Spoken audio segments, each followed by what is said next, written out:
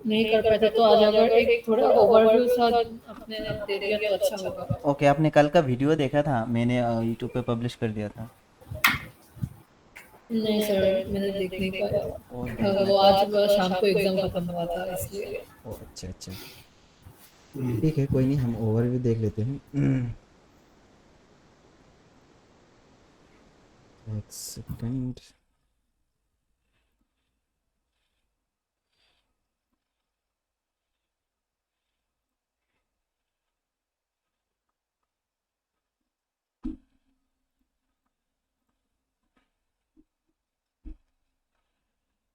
Okay, screen दिख रहा है ना?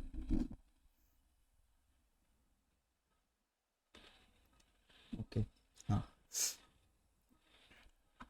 ठीक है। तो कल हमने पढ़ा था लिंक्स के बारे में, ठीक है। तो लिंक्स में बेसिकली क्या होता है, सबको पता ही है। लिंक्स, एक लिंक्स होता है जिसमें हम क्लिक करने से कोई भी वेबसाइट या फिर उस लिंक्स के अंदर जो भी इंफॉर्मेशन प्रोवाइडेड होंगे, उस लिंक्स को हम मतलब लिंक के थ्रू उस कंटेंट को देख सकते हैं।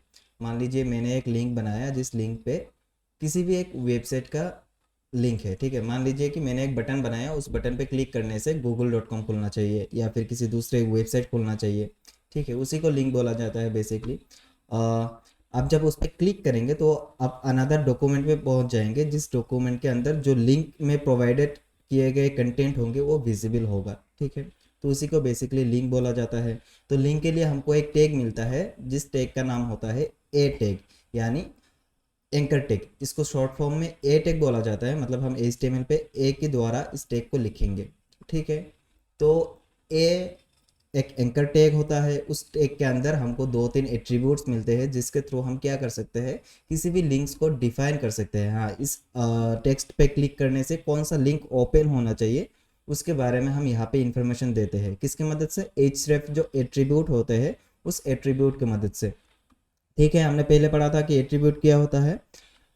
हर एक एलिमेंट का कुछ एडिशनल इंफॉर्मेशन जब हम प्रोवाइड करते हैं उसी को एट्रीब्यूट्स बोला जाता है। तो जो एंकर टैग है, मतलब यानी लिंक जो टैग है, इस लिंक के अंदर हमको दो टाइप यानी दो तीन टाइप का एट्रीब्यूट्स मिलता है, ठीक है। उनमें से एक है href की मदद से हम क्या कर सकते हैं, उसके अंदर कौन से URL मतलब कौन सी लिंक जो है ओपन होना चाहिए उसको हम डिफाइन करते हैं href के अंदर। तब भी जब मतलब जो जब भी कोई इस लिंक पे या फिर इस टेक्स्ट पे क्लिक करेगा, क्लिक करने के बाद href के अंदर जो वैल्यू होगा उस वैल्यू को हम मतलब दूसरे डॉक्यूमेंट पे ओपन कर सकते हैं। तो इसका एग्जांपल प्रैक्टिकली देख लेते हैं किस तरह से किया जाता है, ठीक है। मैं वेब डेवलपमेंट पे आऊँगा, यहाँ पे एक फाइल बना लूँगा। तो पहले तो मैं नोटपैड प्लस प्लस ओपन कर लूँगा। ये कल का था तो इसको काट देते हैं, ठीक है। तो हम यहाँ पे जाएंगे, सेव एज पे जाएंगे और यहाँ पे मेरा जो फोल्डर था ये वाला, ठीक है, इसमें हम लिख देंगे कि link.html, क्योंकि हम लिंक के बारे में पढ़ रहे हैं, ठीक है। तो यहाँ पे हमने एंगल ब्रैकेट लगाया, एक्सक्लेमेशन मार्क दे दिया क्योंकि हमको डॉक टाइप डिक्लेरेशन करना है। तो हमने लिख दिया डॉक टाइप HTML। तो इसका मतलब क्या हो गया, हमने वेब ब्राउज़र को बता दिया कि ये जो डॉक्यूमेंट है ये HTML5 का डॉक्यूमेंट है, ठीक है। फिर हमने ये HTML को ओपन किया, HTML को क्लोज कर दिया। तो अभी हम इसके अंदर HTML का कोड लिखेंगे। तो पहले तो हमको हमारे पास रहता है हेड, हेड को ओपन किया, हेड को क्लोज कर दिया, ठीक है। तो अभी हेड के अंदर हम क्या करेंगे, एक टाइटल पास कर देंगे। ओके, यहाँ पे टाइटल को ओपन कर लिया हमने, यहाँ पे टाइटल को क्लोज कर दिया, ठीक है। उस टाइटल के अंदर हम क्या करेंगे, कुछ भी नाम दे देंगे, जैसे कि मान लीजिए ये वाला हो गया होम पेज, ठीक है। तब हम क्या करेंगे, हमारा जो बॉडी है बॉडी को ओपन कर लेंगे, बॉडी को क्लोज कर देंगे, ओके। अभी हम यहाँ पे एक H1 ले लेते हैं क्योंकि हमको हेडिंग लिखना है। तो H1 ओपन, H1 क्लोज, ठीक है। अभी हम यहाँ पे लिखेंगे कि क्लिक मी टू ओपन, आज यूट्यूब कर लेते हैं, ठीक है, यूट्यूब, ओके, ठीक है। या फिर गूगल ही कर लेते हैं, थोड़ा इजी रहेगा। तो हमने ये जो हमारा स्ट्रक्चर है, स्ट्रक्चर लिख लिया, उसके अंदर हमने एक H1 पास कर दिया, ओके।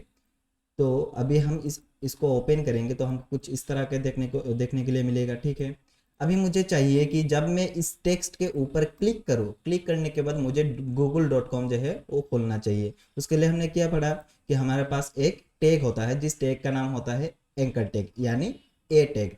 तो हम ए टैग को कहाँ लगाएंगे, हमको कुछ इस तरह से करना है कि सारे टेक्स्ट के अंदर जब भी कोई क्लिक करे, क्लिक करने के बाद google.com ओपन होना चाहिए। तो जो एंकर टैग होंगे, एंकर टैग के अंदर जो H1 है उसको लॉक किया जाएगा, मतलब एंकर टैग के अंदर H1 को ओपन क्लोज किया जाएगा। तो हम यहाँ पे पहले तो एंकर टैग लगा लेते हैं, ठीक है, इसको हम इसके अंदर बंद कर देंगे तो एंकर टैग ओपन हो गया। अभी हम यहाँ पे एंकर टैग को क्लोज कर लेते हैं। अभी हमने एंकर टैग के अंदर H1 को डाल दिया, ठीक है। तो क्या अभी इस पर क्लिक करने से कुछ होगा? सॉरी, ए वाला नहीं, ए वाला। क्या इस पर क्लिक करने से कुछ होगा? नहीं होगा। क्यों? क्योंकि हमने एट्रीब्यूट पास नहीं किया। एट्रीब्यूट से हम क्या कर सकते हैं? एडिशनल इन्फॉर्मेशन दे सकते हैं इस टैग को, कि यहाँ पे जब कोई क्लिक करेगा, मतलब इसके अंदर जो भी रहेगा इस एंकर टैग के अंदर, उस पर अगर कोई क्लिक करेगा, क्लिक करने से कुछ होना चाहिए। तो क्या होगा? बेसिकली यहाँ पे हम href लगा देंगे। href एक टैग होता, एट्रीब्यूट होता है, ठीक है। href के अंदर हम यहाँ पे URL पास कर देंगे। कौन सा URL? इस बटन पे, मतलब या फिर ये इस टेक्स्ट पे क्लिक करने से जो वेबसाइट खोलना चाहिए, ठीक है, जो वेबसाइट ओपन होना चाहिए, उसी का URL दे देंगे। तो हम यहाँ पे लिख लेते हैं https://google.com, ठीक है। तभी क्या होगा? अभी इसको मैं रिफ्रेश करता हूँ, यहाँ पे देखिए इसका कलर जो है थोड़ा सा चेंज हो गया और इस टेक्स्ट के अंदर अंडरलाइन आ गया, ठीक है। अभी मैं इस पर क्लिक करता हूँ, क्लिक करने के बाद क्या हो जाएगा? google.com खुल जाएगा, ठीक है।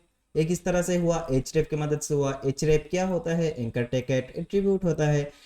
href के अंदर हमने क्या पास किया? इस टेक्स्ट पे क्लिक करने पे कौन सा वेबसाइट खोलना चाहिए, उस वेबसाइट का URL पास कर दिया, ठीक है। अगर मैं यहाँ पे अगर मैं यहाँ पे इंडोज पास कर देता हूँ तो क्या हो जाएगा? मेरा जो वेबसाइट है वो खुल जाएगा, ठीक है, indoz.in, ओके। अभी मैं यहाँ पे क्लिक करता हूँ तो क्या हो जाएगा? indoz.in खुल जाएगा, देखिए यहाँ पे, ठीक है। इतना तक समझ में आया?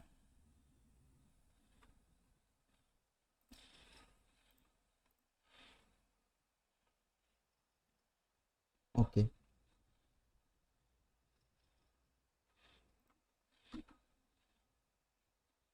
ठीक है।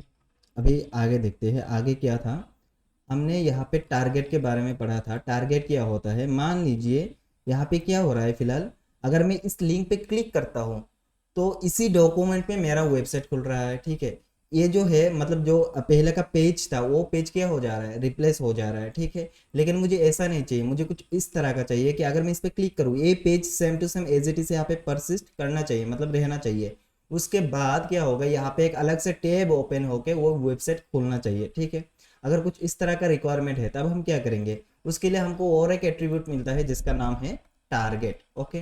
टारगेट को हमने ओपन कर लिया, इसका वैल्यू जो है हम अंडरस्कोर ब्लैंक दे देंगे। ब्लैंक दे दिया। अभी क्या हो जाएगा? अभी मैं अगर इसको रिफ्रेश करता हूँ, रिफ्रेश करने के बाद अभी यहाँ पे क्लिक करता हूँ तो यहाँ पे थोड़ा सा ध्यान दीजिएगा। इस पे क्या होगा? क्लिक किया मैंने, दूसरा टैब ओपन होके, ये पहले का पेज जिस तरह से था वैसा ही है, ठीक है। अभी क्या हो गया? दूसरा एक पेज ओपन होके यहाँ पे मेरा वेबसाइट खुल गया, ठीक है। तो हमको यहाँ पे दो तरह का एट्रीब्यूट फिलहाल हमने सीखा, और भी होता है, डाउनलोड्स के लिए होता है और बहुत सारे एट्रीब्यूट्स होते हैं, ठीक है। तो अभी हमने क्या सीखा? एंकर टैग एक लिंक के लिए यूज किया जाता है। एक टैग होता है HTML में जिसको हम बोलते हैं एंकर टैग, यानी ए टैग। ए टैग के अंदर दो तरह का एट्रीब्यूट होता है। फिलहाल हमने दो तरह का सीखा, लेकिन एट्रीब्यूट बहुत सारे होते हैं।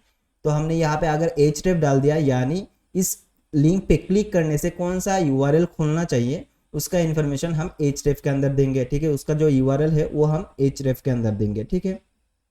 अगर मुझे कुछ इस तरह का नीड है कि अगर उस लिंक पे क्लिक करने से पहले का जो पेज है वो परसिस्ट रहे, लेकिन दूसरा टैब ओपन होके वो वेबसाइट खोलना चाहिए, तब हम क्या करेंगे? उसके लिए हमको मिलता है टारगेट एट्रीब्यूट। टारगेट के अंदर अगर हमने अंडरस्कोर ब्लैंक डाल दिया तब क्या होगा? इस लिंक पे क्लिक करने से ये जो URL है ये खुलेगा, लेकिन दूसरा टैब ओपन होके खुलेगा। पहले का जो टैब था वो बाय डिफॉल्ट ऐसा ही रहेगा, ठीक है, उसमें कुछ चेंजेस नहीं आएगा। तो मैं इसको इंडोज कर देता हूँ फिलहाल, ओके, ठीक है। अभी और क्या पढ़े थे हम?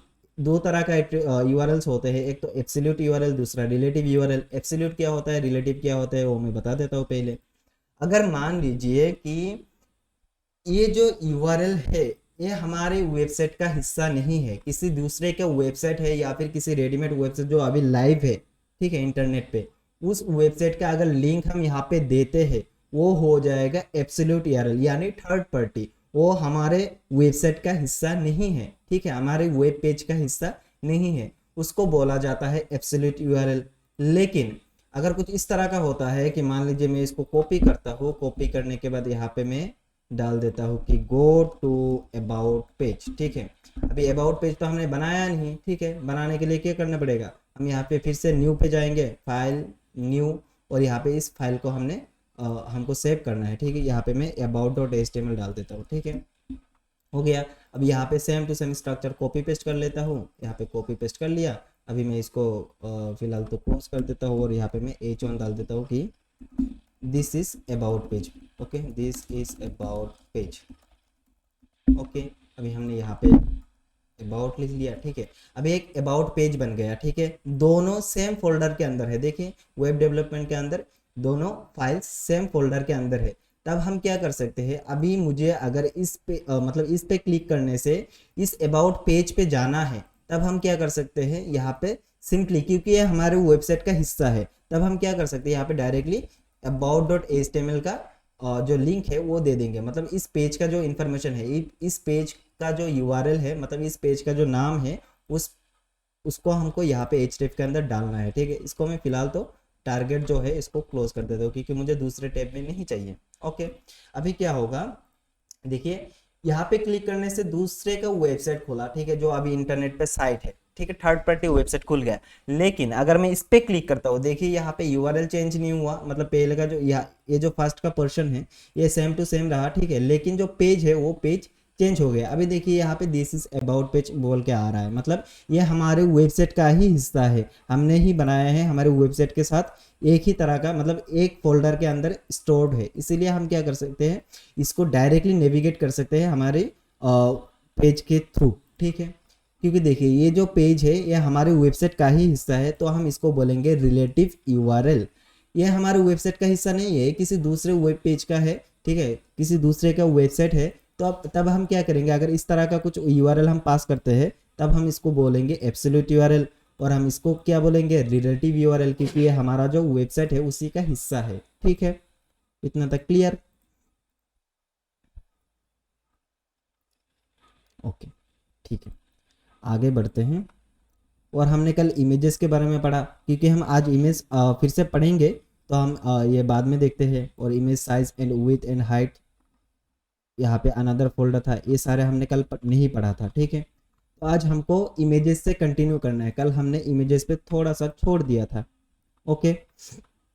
आज मैंने नहीं आया अभी भी ना, ठीक, ओके, आ गए, ठीक है, चलिए, ओके। तो कल का कोई किसी का क्वेश्चन था, किसी का डाउट था कि कल मुझे ये समझ में नहीं आया, एनीवन? सर फोटो इंसर्ट करना फिर से बताइए। ओके, हाँ, फोटो इंसर्ट करना हम आज फिर से देखेंगे, ठीक है। तो मैं इस दोनों पेज को काट देता हूँ, अभी इसको भी काट देता हूँ, तो हम स्क्रैच से सीखेंगे किस तरह से क्या होता है। ये दोनों मैं डिलीट कर देता हूँ, क्योंकि ये अभी फ़िलहाल ज़रूरत नहीं है। तो हम वेब डेवलपमेंट के अंदर आएंगे, नोटपैड को फिर से ओपन कर लेंगे, यहाँ पे न्यू फोल्डर मिला, हम इसको पहले तो सेव कर लेंगे, ठीक है। कहाँ पे सेव करेंगे, डेस्कटॉप के अंदर जो मेरा फोल्डर है इसके अंदर सेव करेंगे, और हम देखेंगे आज इमेजेस, ओके, image.html बना लिया मैंने, ओके। अभी हमको फिर से वेबसाइट का जो मतलब HTML का जो स्ट्रक्चर है, HTML5 का जो स्ट्रक्चर है उसको लिखना है, ठीक है। तो मैं क्या करूंगा, पहले तो डॉक टाइप डिक्लेरेशन कर लूंगा, ओके, डॉक टाइप HTML हो गया, ठीक है। मैं इसको फिर से डिटेल में नहीं बताऊंगा, क्योंकि आप सभी को पता है कि किस तरह से HTML का स्ट्रक्चर जो है वो लिखा जाता है, ठीक है। HTML ले लिया, HTML के अंदर हेड को ओपन किया, हेड को क्लोज कर दिया, फिर बॉडी को ओपन करेंगे, बॉडी को क्लोज कर देंगे, ठीक है, ओके, हो गया इतना। अभी हेड के अंदर हमको क्या करना है, टाइटल पास कर देना है, ठीक है। तो हम यहाँ पे टाइटल पास कर देंगे कि ये जो है इमेजेस का प्रैक्टिस, ओके, ठीक है। हम टाइटल को क्लोज कर देंगे, ठीक है। अभी हम बॉडी के अंदर आएंगे, और इस बॉडी के अंदर हम पहले तो इनिशियली एक टेक्स्ट डाल देते हैं कि दिस इज इमेज का प्रैक्टिस पेज, ओके, ठीक है। अभी इतना सही है। अभी हम यहाँ पे अगर ओपन करेंगे, ओपन करने के बाद हमको h1 जो है मिल जाएगा। कल हमने CSS को एक्सटर्नली किस तरह से लिंक करते हैं उसके बारे में पढ़ा था, ठीक है।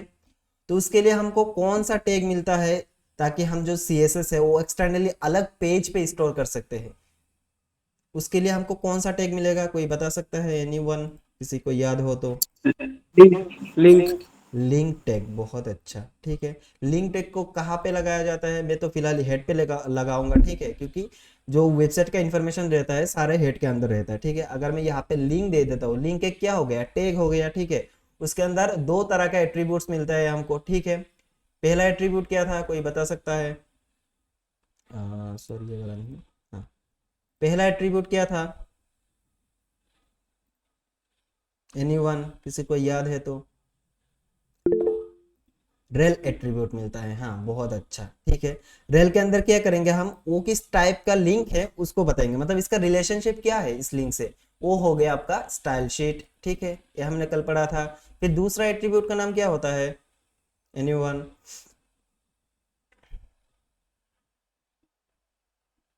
दूसरे एट्रीब्यूट का नाम href, बहुत अच्छा, ठीक है।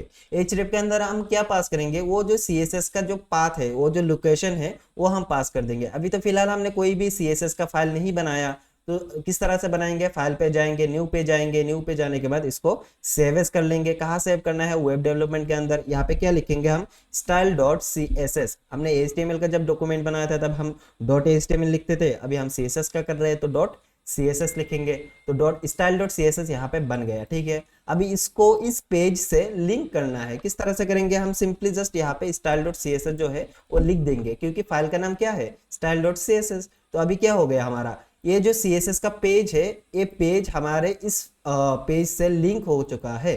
तो अगर हम यहाँ पे कहीं भी किसी भी एलिमेंट पे डिजाइन करेंगे तब ये क्या हो जाएगा, यहाँ पे मतलब इसका जो स्टाइल होगा वो यहाँ पे अप्लाई हो जाएगा। तो हम आज थोड़ा सा एडवांस जाते हैं। हमने परसों पढ़ा था कि हमको क्लासेस या फिर आईडी मिलता है किसी भी एलिमेंट को सेलेक्ट करने के लिए, ठीक है, सेलेक्ट करके उसको डिजाइन करने के लिए, ठीक है। तो हम पहले तो यहाँ पे क्लास दे देते हैं, ठीक है। क्लास के अंदर मैं दे देता हूँ रेड, रेड यानी ये जो टेक्स्ट का कलर है वो रेड होना चाहिए, ठीक है। तो इस रेड को मैं अगर डिजाइन करना चाहता हूँ तो अब हम क्या करेंगे, डॉट लगाएंगे। क्यों, क्योंकि डॉट लगाने से हम क्लासेस को सेलेक्ट कर सकते हैं। तो इसका क्लासेस का नाम क्या है, मतलब इस क्लास का नाम क्या है, रेड। तो हम यहाँ पे डॉट लगा के रेड लिखेंगे। रेड लिखने के बाद हमको curly braces open and close कर देना है। कल हमने पढ़ा था कि यहाँ पे हम मल्टीपल लाइंस लिखेंगे, तब हमको मतलब कोड को ऑर्गेनाइज करने के लिए हम यहाँ पे एंटर भी दबा सकते हैं, ठीक है। एंटर दबाने के बाद हम यहाँ पे क्या लिखेंगे, कलर। कलर क्या होता है, एक CSS का प्रॉपर्टी होता है, उसका वैल्यू क्या होगा, जो भी कलर आप देना चाहते हैं उस वैल्यू का नाम दे देंगे। यहाँ पे मैं रेड कर देता हूँ। अभी क्या हो जाएगा, ये जो रेड का क्लास है, ठीक है, ये कहाँ पे अप्लाई हो जाएगा, इस h1 जो एलिमेंट है इसके अंदर अप्लाई हो जाएगा। किस तरह से, यहाँ पे हमने इस रेड के अंदर कलर जो है वो रेड ऑलरेडी बना दिया, ठीक है। अभी ये क्या हो जाएगा, यहाँ पे अप्लाई हो जाएगा, ठीक है। देख लेते हैं किस तरह से अप्लाई हुआ। अभी मैं इसको रिफ्रेश करता हूँ तब मुझे क्या दिखेगा, ये जो टेक्स्ट का कलर है वो रेड होता हुआ दिखेगा, ओके। अभी देखिए यहाँ पे जस्ट हमने कहाँ पे लगाया, क्लास के अंदर रेड जो है उस पे स्टाइल किया, हमने h1 को स्टाइल नहीं किया। तो अगर मैं यहाँ पे दूसरा h1 लिखता हूँ, लिखने के बाद अगर मैं इसको क्लोज भी कर देता हूँ और इसके अंदर मैं लिखता हूँ अनदर h1 टैग, ओके, क्या ये कलर रेड होगा? मुझे आप बताइए चैट में कि ये कलर होगा कि नहीं होगा। दूसरा जो h1 है क्या वो भी रेड दिखेगा? नहीं दिखेगा, ओके। मकसद ने बताया नहीं। क्यों नहीं होगा, क्योंकि हमने उसके अंदर जो है स्टाइल नहीं किया। हमने स्टाइल कहाँ पे किया, हमने इस क्लास के अंदर किया, जो रेड नाम का क्लास है उस क्लास के अंदर हमने स्टाइल किया। यहाँ पे हमने वो क्लास पास नहीं किया, इसीलिए ये जो टेक्स्ट है ये हमको रेड नहीं दिखेगा। अगर इसको भी रेड दिखाना है तब हम क्या करेंगे, इसके अंदर क्लास पास कर देंगे सिंपली। अगर अभी मैं जाता हूँ यहाँ पे ये भी रेड दिखेगा, ठीक है। अभी इसी तरह अगर मेरे पास 10 एलिमेंट्स है, 10 तरह का टेक्स्ट है, चाहे वो पैराग्राफ हो, h1 हो, h6 हो, कुछ भी हो, ठीक है। अगर मुझे सभी में रेड कलर चाहिए तब हम क्या कर सकते हैं, सिंपली उस एलिमेंट के अंदर क्लास पास कर देंगे रेड। रेड पास करने से क्या होगा, यहाँ पे हमने रेड का जो स्टाइल है वो यहाँ पे लिख लिया है, ठीक है। तो अभी क्या होगा, जब भी हम किसी एलिमेंट के अंदर क्लास रेड यूज करेंगे उसके अंदर ऑटोमेटिकली क्या हो जाएगा, वो जो टेक्स्ट है वो रेड में कन्वर्ट हो जाएगा, ठीक है। इतना तक क्लियर, सभी को क्लियर? ठीक है, ठीक है, ठीक है। अभी आगे बढ़ते हैं। कल हमने देखा था इंटरनेट से किस तरह से फोटो को डाउनलोड किया जाता है। मैं फिर से एक डाउनलोड कर लेता हूँ फ्लावर इमेज करके, ठीक है। कल हमने ये डाउनलोड किया था, आज हम ये डाउनलोड कर लेते हैं, ये रोज कर लेते हैं, अच्छा दिख रहा है, ओके। यहाँ पे हमको राइट क्लिक करना है, open image in new tab करेंगे तो डाउनलोड हो जाएगा, ठीक है। अभी इसको क्या करना है, शो इन फोल्डर पे जाके इसको मैं कट कर लेता हूँ। कट करने के बाद मैं डेस्कटॉप पे आऊँगा, ये जो वेब डेवलपमेंट का फोल्डर है हमारा यहाँ पे रख दूंगा और इसको एक नाम दे दूंगा, क्योंकि देखिए बहुत लंबा है ना, तो इसको लिखने में हमको परेशानी हो गई, तो हम इसको सिंपली रीनेम कर लेते हैं फ्लावर। फ्लावर के अंदर यहाँ पे जो डॉट जेपीजी है इसको आपको फोकस करना है, ठीक है। अभी देखिए यहाँ पे डॉट जेपीजी लिखा हुआ है, तो यही हमको चाहिए। यहाँ पे अगर आप कुछ और दे देते हैं तभी गलत हो जाएगा। अगर जो डॉट जेपीजी है वो आपके कंप्यूटर पे दिख नहीं रहा, तब आप क्या करेंगे, व्यू पे जाएंगे, शो के अंदर जाएंगे और यहाँ पे फाइल नेम एक्सटेंशन जो है इसको टिक कर लेंगे विंडो 11 में। अगर आपके पास विंडो 10 है या फिर किसी पुराना विंडोज है, तब आप क्या करेंगे, यहाँ पे कहीं पे देख लीजिएगा व्यू का ऑप्शन रहेगा, उसके अंदर आपको ये जो फाइल नेम एक्सटेंशन है ये दिख जाएगा, ठीक है। इसको आपको टिक कर लेना है, तब आपको ये जो एक्सटेंशन है यानी डॉट जेपीजी ये दिख जाएगा। ओके, अभी हमने इमेज डाउनलोड कर लिया इंटरनेट से, ठीक है। अभी यहाँ पे हमको इमेज लगाना है, किस तरह से लगाएंगे, उसके लिए हमको कौन सा टैग मिलता था HTML के अंदर इमेज लगाने के लिए, कौन सा टैग होता है, कोई बता सकता है? एनीवन?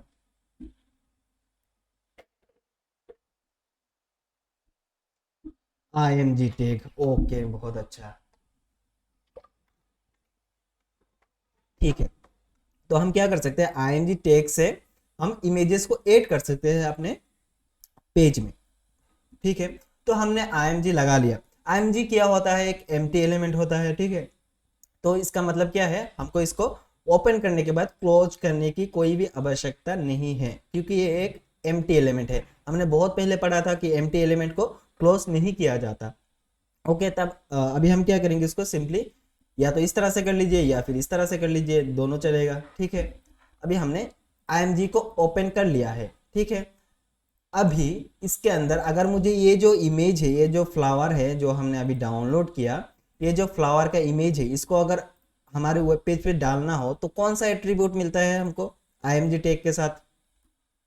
एनीवन? कौन से टैग होता है इमेज को लिंक करने के लिए, मतलब यहाँ पे दिखाने के लिए? SRC, ओके, यानी सोर्स। SRC का फुल फॉर्म होता है सोर्स, मतलब इमेज जो है वो कहाँ से आएगा, ठीक है। तो SRC का एट्रीब्यूट हम यहाँ पे ले लेंगे और इसके अंदर क्या पास कर देंगे, उस इमेज का जो URL है यानी इसका जो नाम है वो पास कर देंगे, क्योंकि एक ही फोल्डर के अंदर, मतलब वेब डेवलपमेंट, मतलब जहाँ पे HTML है वहाँ पे ही CSS है, वहाँ पे ही इमेज है। तब हम क्या करेंगे, यहाँ पे सिंपली क्या कर देंगे, flower.jpg लिख देंगे। ओके, आपको ध्यान देना है कि ये जो एक्सटेंशन है ये एज इट इज होना चाहिए, ठीक है। वहाँ पे JPG है, आप यहाँ पे PNG लगाएंगे तो नहीं चलेगा। ओके, अभी हम क्या, यहाँ पे अगर मैं रिफ्रेश करता हूँ तब हमको यहाँ पे इमेज देखने को मिल जाएगा, लेकिन ये जो इमेज है बहुत बड़ा है, देखिए, मतलब हमको कुछ समझ नहीं आ रहा, बहुत बड़ा हो चुका है, ठीक है। इसको हमको एडजस्ट भी करना पड़ेगा, ठीक है। किस तरह से एडजस्ट करते हैं वो हम आज सीखेंगे। तो कल का तो इतना ही था। और एक टैग पढ़ा था हमने, सॉरी टैग नहीं, एट्रीब्यूट पढ़ा था कि अगर कभी भी सर्वर से ये वाला इमेज जो है वो गायब हो जाए, यानी ये जो फाइल है या फिर ये जो फोटो है ये सर्वर पे नहीं मिलता, किसने डिलीट कर दिया या फिर कुछ वजह से ये जो है ये फाइल सर्वर पे अवेलेबल नहीं है, तब हम किस तरह से डिटेक्ट कर सकते हैं? मान लीजिए कि मैंने इसको फ्लावर्स कर दिया, तब ये जो फाइल है इसको मिलेगा नहीं मिलेगा? तब क्या करेगा, यहाँ पे एक ब्रोकन इमेज दिखा देगा। लेकिन ये जो ब्रोकन इमेज है 21 इमेज का है, मतलब मान लीजिए कि यहाँ पे हमारे पास 10 इमेजेस है, ठीक है, 10 ही फ्लावर्स है। ओके, अगर यहाँ से किसी एक फ्लावर का इमेज मिस है तो हमको किस तरह से पता चलेगा कि ये जो इमेज है वो गायब है सर्वर से? उसके लिए कौन सा एट्रीब्यूट था? ऑल्ट। ओके, ऑल्ट एट्रीब्यूट से हम क्या कर सकते हैं, अगर ये कभी भी सर्वर से गायब होता है तब हम क्या कर सकते हैं, इसका एक नाम दे सकते हैं कि ये जो था फ्लावर का इमेज था। Okay, flower image. अगर मैं अभी रिफ्रेश करता हूँ तब हमको पता चल जाए कि हाँ ये जो फ्लावर का इमेज है वो गायब है, बाकी सब सही है, ठीक है। मान लीजिए कि किसी क्लास में स्टूडेंट्स का इंफॉर्मेशन अब कहीं पे दिखा रहा है, ठीक है। तो मान लीजिए क्या एक का नाम स्टूडेंट 1 हो गया, दूसरे का नाम स्टूडेंट 2 हो गया, ठीक है। मान लीजिए कि इस तरह के 30 स्टूडेंट्स है आपके क्लासेस में, ओके, एक क्लासेस में। ओके, तो उनमें से मान लीजिए कि जो स्टूडेंट 21 है उसका इमेज गायब है, तो हमको किस तरह से पता चलेगा? यहाँ पे हम अगर स्टूडेंट का नाम लिख देंगे तब हमको पता चल जाएगा कि हाँ स्टूडेंट 21 जो है उसका इमेज सर्वर पे अवेलेबल नहीं है। तो इसके लिए हमको कौन सा एट्रीब्यूट मिलता है, ऑल्ट यानी अल्टरनेट। अल्टरनेट यानी अगर ये जो फाइल है ये मिस होता है सर्वर पे, मतलब कम्युनिकेट्स करने पे, ये जो फाइल है ये अगर सर्वर से नहीं मिलता इसको, तब ये क्या कर देगा, ये जो वर्ड के अंदर टेक्स्ट होगा वो शो करा देगा। ओके, इसके लिए हमको क्या पता चलेगा कि जो इमेज है, मतलब जो इमेज का नाम है उस इमेज सर्वर पे अवेलेबल नहीं है। तो इसको मैं सही कर देता हूँ, फ्लावर कर देता हूँ, अभी क्या हो जाएगा, इमेज हमको मिल जाएगा। ठीक है, ओके। तो अभी हम देख लेते हैं, ऑल्ट एट्रीब्यूट देख लिया, अभी हमको देखना है विड्थ एंड हाइट। ठीक है, विड्थ एंड हाइट दोनों एक तरह का एट्रीब्यूट होता है।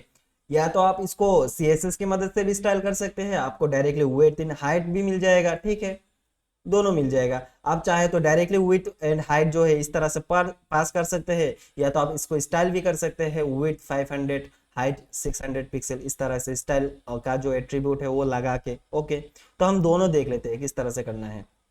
ओके, पहले हम क्या देखेंगे, विड्थ का जो एट्रीब्यूट होता है वो देख लेंगे। विड्थ यानी, मैं पेंट ओपन कर लेता हूँ जिसको पता नहीं है। अभी यहां से मैं इस तरह का लाइन अगर खींचता हूं, ठीक है, तो एक हॉरिजॉन्टल लाइन हो गया। ठीक है, अगर मैं यहां से इस तरह से लाइन खींचता हूं तो एक वर्टिकल लाइन हो गया। ठीक है, ये सभी को पता है। अभी जो ये जो पोर्शन है ना, यहाँ से जाके यहाँ तक, मतलब जो हॉरिजॉन्टल का जो एरिया है, मतलब हॉरिजॉन्टल जो ये जो हिस्सा है, मतलब लेफ्ट से लेकर राइट तक का जो जा रहा है, मतलब हॉरिजॉन्टल जो लाइन है उसी को विड्थ बोला जाएगा। ठीक है, विड्थ। ओके, और ये जो है ये आपको सभी को पता है कि ये हाइट है। ठीक है, तो अभी हमको इस इमेज के अंदर हाइट और विड्थ जो है वो सेट करना है। तो पहले हम विड्थ सेट कर लेते हैं। ठीक है, सॉरी वाइडर नहीं, विड्थ। ओके, विड्थ एक एट्रीब्यूट होता है, उसके अंदर हमने कुछ वैल्यू पास करना है। जैसे कि मान लीजिए 300 पास कर दिया। अभी क्या हो जाएगा, ये जो इमेज का विड्थ है, मतलब इसका जो हॉरिजॉन्टल लेंथ है वो 300 हो जाएगा, हो गया। ठीक है, अभी हमको हाइट सेट करना है। अभी हाइट बिल्कुल बराबर है इसकी इमेज के अकॉर्डिंग, 300 के अकॉर्डिंग जितना भी हाइट होना चाहिए वो बाय डिफॉल्ट ऑटोमेटिक है। लेकिन अगर हमारा नीड कुछ इस तरह का है कि हाँ हमको इस तरह का नहीं चाहिए, हम मैन्युअली हाइट देंगे, तब हम क्या कर सकते हैं, यहाँ पे हाइट का जो एट्रीब्यूट है वो यहाँ पे डाल सकते हैं। तो ये 300 है, मैं इसको 400 कर देता हूँ। अभी क्या हो जाएगा, थोड़ा सा लंबा हो जाएगा, 400 हो गया। तो 300 बाई 400 हो गया। इसको हम फिलहाल तो 300 रहने देते हैं। ठीक है, 300 भी थोड़ा सा स्ट्रेच है, मतलब उसके हिसाब से सही नहीं है। अगर आपको कुछ इस तरह का रिक्वायरमेंट है कि हाँ मुझे सिर्फ विड्थ सेट करना है, हाइट ऑटोमेटिकली सिस्टम ले ले, तब हमको यहाँ पे हाइट नहीं देना है। ठीक है, ओके, इसको म्यूट करिए। ओके, अगर हमको हाइट ऑटोमेटिक रहने देना चाहिए, ठीक है, कि इमेज की विड्थ के अकॉर्डिंग हाइट ऑटोमेटिकली सेट हो, तब हमको ये जो एट्रीब्यूट है नहीं देना है। ओके, अभी क्या हो जाएगा, इमेज के अकॉर्डिंग, मतलब इस विड्थ के अकॉर्डिंग हाइट कितना होना चाहिए वो बाय डिफॉल्ट ये ले लेगा। ठीक है, लेकिन कभी भी अगर कुछ इस तरह का नीड है कि हाँ हमको हाइट मेंशन करना है, ठीक है, तब हम क्या कर सकते हैं, यहाँ पे हाइट दे देंगे। ओके, मैं आपको एक एग्जांपल दिखाना चाहूंगा। अगर मैं विंडोज पे जाता हूँ और यहाँ पे प्रोडक्ट पे जाता हूँ, प्रोडक्ट्स।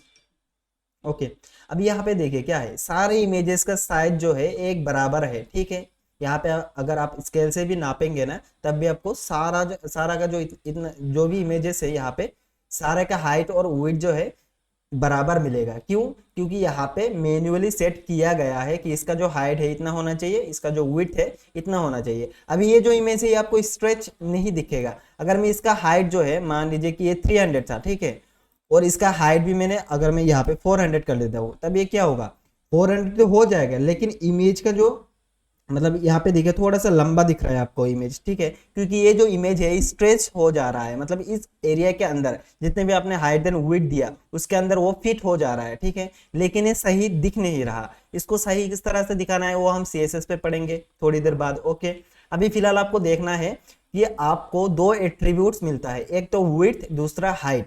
विड्थ से क्या होगा, हम इसका जो हॉरिजॉन्टल लेंथ है उसको एडजस्ट कर सकते हैं। हाइट क्या होता है, जो इसका हाइट है बाय डिफॉल्ट आपको पता होता है कि हाइट क्या होता है, तो उस हाइट को एडजस्ट करने के लिए आपको हाइट का जो एट्रीब्यूट है वो मिलता है। आपका कुछ इस तरह का डिसीजन रहा कि मुझे हाँ सिर्फ विड्थ देना है, height according to the picture या फिर इमेज ऑटोमेटिकली ले ले सिस्टम, तब आपको क्या करना है, यहाँ पे हाइट का जो एट्रीब्यूट है वो नहीं देना है। ओके, मैं इसको सेव कर लेता हूँ। अभी क्या होगा, जितना भी फोटो का हाइट होना चाहिए वो ऑटोमेटिकली ले लेगा। ओके, इतना तक का क्लियर?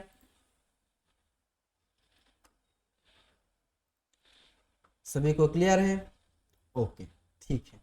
ओके, मेरा रिकॉर्डिंग चालू है क्या? हाँ चालू है। ओके, अभी देखिए हमने और एक मेथड पढ़ा था, हमने डायरेक्टली एट्रीब्यूट लगा के देख लिया, ये वाला मेथड हमने ट्राई कर लिया। अभी हमको स्टाइल के थ्रू करना है। ओके, हमने पढ़ा था इंटरनल, इनलाइन, एक्सटर्नल, तो 3 तरह का स्टाइल हमको मिलता है। तो मैं फिलहाल तो इसको रिमूव कर देता हूँ ताकि इमेज का जो पहले का साइज था वो आ जाए। अभी बहुत बड़ा है इमेज। ओके, अभी हमने देखा था कि हम यहाँ से भी CSS लिख सकते हैं और इनलाइन भी CSS लिख सकते हैं, तो दोनों ट्राई कर लेते हैं। इनलाइन CSS के लिए कौन सा एट्रीब्यूट मिलता है हमको, कोई बता सकता है? अगर मैं इनलाइन CSS लिखना चाहता हूँ विद इन द एलिमेंट, उसी एलिमेंट के अंदर मुझे CSS लिखना है, तो कौन सा एट्रीब्यूट मिलता है, कोई बता सकता है? स्टाइल, आशिक ने बोला स्टाइल, बहुत अच्छा। अभी देखिए अगर मैं यहाँ पे स्टाइल पास करना चाहता हूँ तो हम यहाँ पे सिंपली स्टाइल लिखेंगे, स्टाइल के अंदर हमको एट्रीब्यूट और वैल्यू देखने को लिए मिलेगा। ठीक है, अभी हम यहाँ पे विड्थ सेट कर देते हैं, विड्थ इसका मान लीजिए 300 पिक्सल। ठीक है, हम इसको टर्मिनेट कर देते हैं, तभी अभी ये क्या हो जाएगा, 300 पिक्सल हो गया। ठीक है, अभी हम यहाँ पे हाइट सेट कर लेते हैं, हाइट इस टू मान लीजिए कि 400 पिक्सल। ओके, सेव कर देता हूँ, तभी हमको ये 400 होता हुआ दिखेगा। ठीक है, ओके, लेकिन अगर मैं इसी को, मतलब ये जो काम मैंने अभी किया, इसी को मैं एक्सटर्नल CSS की मदद से करना चाहूँ, क्या होगा, यहाँ पे पहले से हमारा जो style.css है ऑलरेडी लिंक्ड है यहाँ पे। ठीक है, अभी हम क्या करेंगे, सिंपली इसके अंदर एक क्लास ऐड कर देंगे। Okay, class is equal to, हम यहाँ पे इमेज लिख लेते हैं। ओके, इमेज हमने लिख लिया। अभी इस इमेज को हम कॉपी करते हैं और इसके अंदर एक क्या है, इमेज एक क्लास है, यानी हमको यहाँ पे डॉट लगाना पड़ेगा। हम यहाँ पे मैंने इमेज लिख दिया। Okay, curly braces open close. अभी इसका जो विड्थ है, विड्थ हम कुछ इस तरह के देंगे। ठीक है, width is equal to 300 pixel, height दे देते हैं 400 पिक्सल। ओके, अभी क्या हो जाएगा, सेम काम करेगा। मैं रिफ्रेश कर रहा हूँ, देखिए सेम काम कर रहा है। ओके, अगर मैं इसको थोड़ा सा कमा भी देता हूँ तब भी ये काम करेगा। सेव कर देता हूँ तो 300 पिक्सल हो गया। ओके, हमने इंटरनल भी देखा, सॉरी एक्सटर्नल भी देखा, इनलाइन भी देखा। इंटरनल तो आपको पता ही है कि स्टाइल लिख के बाकी यहाँ का जो कोड है इसको आपको यहाँ पे सिंपली पेस्ट कर देना है, वो इंटरनल CSS हो गया। अभी हमने यहाँ पे देखा स्टाइल लगा के, तो इनलाइन CSS हो गया। अभी हमने एक्स्ट्रा पेज में इसका CSS लिखा, तब ये एक्सटर्नल CSS हो गया। ठीक है, अभी हमको पता है कि किस तरह से इमेज का जो इमेज को किस तरह से ऐड करना है, इमेज का जो हाइट एंड विड्थ है उसको किस तरह से एडजस्ट करना है। ठीक है, हम सभी को पता है अभी, क्लियर?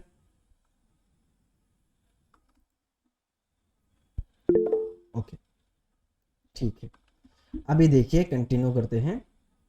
अभी मान लीजिए इमेज एक दूसरे फोल्डर के अंदर है, तब हम किस तरह से इस इमेज को लगा सकते हैं। मान लीजिए मैंने इमेज तो डाउनलोड करके डायरेक्ट यहाँ पे छोड़ दिया। ठीक है, ऐसा ज़रूरी नहीं है। यहाँ पे अगर मान लीजिए कि एक वेबसाइट में बहुत सारे इमेजेस रहता है, अराउंड 200-300 इमेजेस रहता है। ठीक है, तो क्या सारे इमेजेस आप यहाँ पे रखेंगे तो बहुत गड़बड़ हो जाएगा। हम क्या करेंगे, पहले तो एक फोल्डर बना लेंगे। फोल्डर बनाने का शॉर्टकट था Ctrl+Shift+N। ठीक है, फोल्डर बन जाएगा। अभी हम यहाँ पे इमेजेस का एक फोल्डर बना लेते हैं। ठीक है, और ये जो फ्लावर है, ये फ्लावर हम इस फोल्डर के अंदर डाल देते हैं। ठीक है, एक रियल लाइफ प्रैक्टिकल, मतलब रियल लाइफ एग्जांपल है। हम किसी भी वेबसाइट में इसी तरह ही काम करेंगे। इमेजेस के लिए अलग से एक फोल्डर रहेगा, उस फोल्डर के अंदर हम इमेजेस को पास कर देंगे। ओके, अभी क्या इस कोड को, ये जो HTML का कोड है, यहाँ पे जो SRC का वैल्यू दिया गया है, क्या ये SRC का वैल्यू यहाँ पे, ये जो इमेज है, क्या इसको इमेज मिलेगा? नहीं मिलेगा। क्यों नहीं मिलेगा? क्योंकि हमने उसका जो लोकेशन है वो चेंज कर दिया। अभी वो इमेज फिलहाल कहाँ पे है, किसी एक फोल्डर के अंदर है, जिस फोल्डर का नाम है इमेजेस। ठीक है, उस इमेजेस के अंदर flowers.jpg जो है वो स्टोर्ड है। तभी इसको यहाँ पे अभी तो फिलहाल नहीं मिलेगा क्योंकि हमने इमेजेस का जो लोकेशन है उसको चेंज कर दिया। ओके, अभी हमको अगर इसको एक्सेस कराना है तब हम किस तरह से करा सकते हैं, देखिए वेब डेवलपमेंट के अंदर एक फोल्डर है, उस फोल्डर के अंदर इस इमेज है। ठीक है, अगर आप कहीं पे भी कभी भी फोल्डर लिखते हैं, ओके, तब हम क्या करेंगे, यहाँ पे सिंपली इमेजेस नाम का एक फोल्डर बना लेंगे। मतलब फोल्डर का नाम दे देंगे, उसके बाद क्या करेंगे हम यहाँ पे स्लैश लगा देंगे। ठीक है, अभी क्या है इसका मीनिंग क्या है, इमेजेस नाम का एक फोल्डर है, उस फोल्डर के अंदर flower.jpg स्टोर है। आगे अगर हम यहाँ पे रिफ्रेश करेंगे तभी हमको इमेज मिल जाएगा। क्यों? क्योंकि हमने यहाँ इसका जो लोकेशन है वो अभी फिलहाल अपडेट कर दिया है। तो अभी इसको इमेज कहाँ से मिलेगा, इमेजेस फोल्डर के अंदर flower.jpg से इमेज मिलेगा। ठीक है, ओके।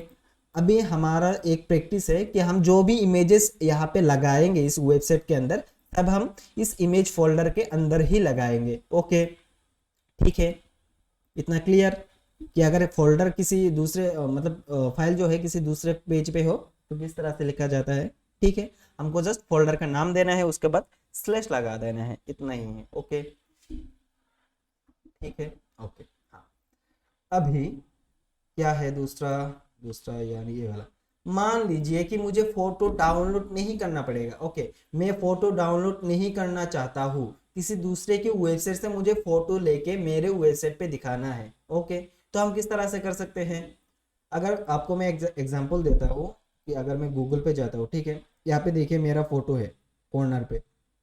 ठीक है, अगर मैं यूट्यूब पे जाता हूँ, अभी देखिए यहाँ पे कॉर्नर पे, ठीक है, यहाँ पे क्या दिखा, मेरा फोटो दिखा। ओके, यहाँ पे कॉर्नर पे। अगर मैं जीमेल पे जाता हूँ, ठीक है, जीमेल, ठीक है, अभी यहाँ पे भी मुझे यहाँ पे मेरा फोटो दिखा। ठीक है, ये किस तरह से दिख रहा है, देखिए हम मतलब यूट्यूब भी गूगल का है, ठीक है, गूगल तो गूगल का है ही, और जो जीमेल है जीमेल भी गूगल का है। ठीक है, तो तीनों वेबसाइट में क्या हो रहा है, सेम कंटेंट जा रहा है। मतलब ये जो इमेज है किसी एक सर्वर पे स्टोर है, उसी सर्वर से तीनों वेबसाइट पे रिट्राइव हो रहा है, यानी यूज हो रहा है। ठीक है, तो मान लीजिए कि ये मेरा वेबसाइट है। ओके, तो अभी मुझे ये जो इमेज है recharge app with admin panel, ये जो इमेज है, इस इमेज को मेरे इस वेबसाइट पे दिखाना है विदाउट डाउनलोड। ठीक है, मुझे डाउनलोड नहीं करना पड़ेगा।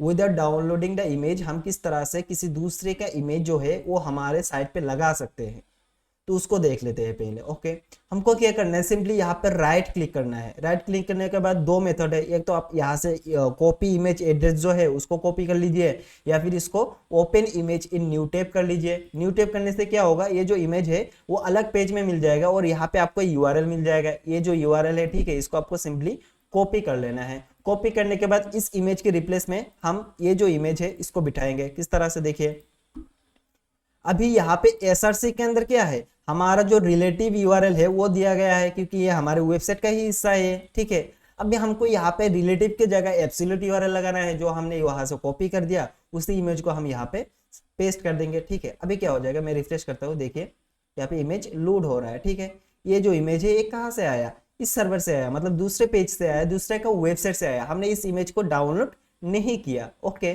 ठीक है, तो इस तरह से भी हम इमेजेस का काम कर सकते हैं। लेकिन यहाँ पे एक दिक्कत क्या आ सकता है, मान लीजिए कल को मैं ये वाला जो इमेज है इसको मैं डिलीट कर देता हूँ मेरे सर्वर से। ठीक है, तब क्या इसको ये इमेज मिलेगा? ऑब्वियसली नहीं मिलेगा, क्योंकि ये जो फाइल है, ये जो या इसका जो यूआरएल है, इस यूआरएल का जो मतलब इस यूआरएल का जो इमेज है वो इमेज सर्वर पे है ही नहीं, अवेलेबल ही नहीं है, तो ये तो इनवैलिड यूआरएल हो गया, तब इसको इमेजेस नहीं मिलेगा। ठीक है, मान लीजिए इस इमेज को मैं कल को अपडेट कर देता हूँ मेरे सर्वर से, तब क्या हो जाएगा, ये जो इमेज है, ये जो यूआरएल है, ये इनवैलिड हो जाएगा, तब आपको यहाँ पे इमेज नहीं मिलेगा। ओके, तो वही एक मतलब डिसएडवांटेज है। बाकी आप इस तरह से काम कर सकते हैं। लेकिन हाँ, अगर आपको इंश्योरिटी रहता है कि ये जो इमेज है इस सर्वर पे स्टिल परसिस्ट रहेगा, तब आप ये जो प्रोसेस है इसको फॉलो कर सकते हैं। नहीं तो आप क्या कर सकते हैं, इसको सिंपली डाउनलोड कर लीजिए, डाउनलोड करने के बाद आपके सर्वर पे स्टोर कर लीजिए। ठीक है, तो किसी दूसरे सर्वर का मतलब दूसरे सर्वर पे डिपेंडेंट नहीं होना पड़ेगा आपको, या आप ही के सर्वर पे आ जाएगा, आप इसको सिंपली सेव एज करके डाउनलोड कर लीजिए। तो ये एक मेथड हो गया। दूसरा मेथड ये हो गया कि हाँ, अगर आपको डाउनलोड करना है तो डाउनलोड भी कर लीजिए, और अगर आपको इतना मतलब भरोसा रहता है कि ये जो इमेज है वो वहाँ पे रहेगा ही, ठीक है, तब आप उसका जो एब्सोल्यूट पाथ है, एब्सोल्यूट यूआरएल है, वो यूज कर सकते हैं। नहीं तो आप रिलेटिव पाथ यूज कर लीजिए, या फिर रिलेटिव यूआरएल यूज कर लीजिए। ठीक है, तो दोनों तरह से हमने सीखा कि अगर इमेज जो है किसी दूसरे की वेबसाइट पे रहता है उसको हम किस तरह से यूज कर सकते हैं, अगर इमेज जो है किसी दूसरे फोल्डर के अंदर रहता है तो उसको किस तरह से यूज कर सकते हैं, अगर इमेज जो है सेम फोल्डर के अंदर रहता है तो हम किस तरह से यूज कर सकते हैं। क्लियर इमेज, क्लियर हो गया? ओके ठीक है, चलिए next, image floating. Image floating ये एक CSS का है, ठीक है, मतलब CSS का प्रॉपर्टी है।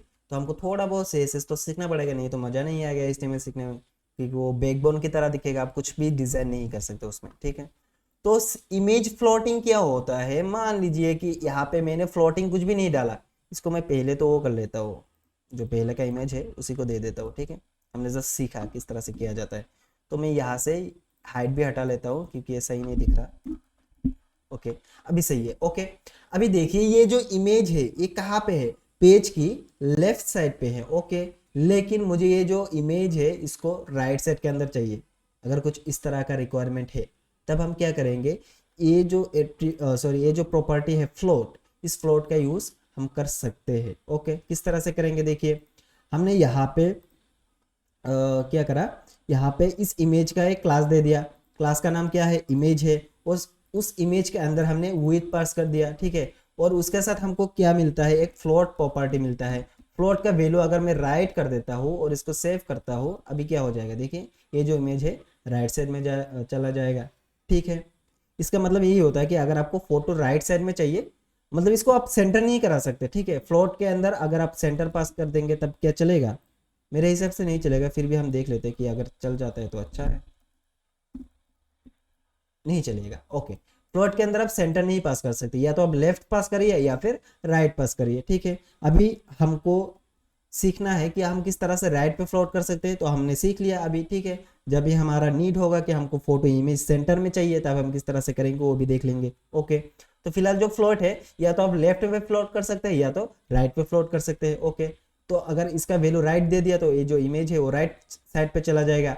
अगर मान लीजिए कि इस टेक्स्ट को भी मुझे राइट साइड पे चाहिए तब हम क्या कर सकते हैं, क्या मैं ये जो एट्रीब्यूट, ये जो आपका प्रॉपर्टी है, क्या मैं इसको यहाँ पे यूज कर सकता हूँ? हाँ कर सकता हूँ, क्यों नहीं कर सकते। अभी मैं इस पर रिफ्रेश करता हूँ तब देखिए यहाँ पे सारे चीजें राइट साइड पे चला गया, लेकिन ये भी फ्लोट है ये भी फ्लोट है, इसीलिए क्या हो गया, दोनों एक ही लाइन पे आ गया, क्योंकि दोनों का अलाइनमेंट जो है वो राइट साइड से स्टार्ट हो रहा है, ठीक है। अगर मुझे कुछ इस तरह का चाहिए कि हाँ दोनों राइट साइड पे ही रहे, लेकिन मुझे यहाँ पे क्या करना है, गैप बना लेना है, ठीक है। तो ये जो इमेज है एक साइड पे रहेगा और जो ये टेक्स्ट है एक साइड पे रहेगा, तब हम क्या कर सकते हैं, हमको एक क्लियर मिलता है। क्लियर के अंदर क्लियर का वैल्यू क्या होता है देख लेता हूँ, ठीक है।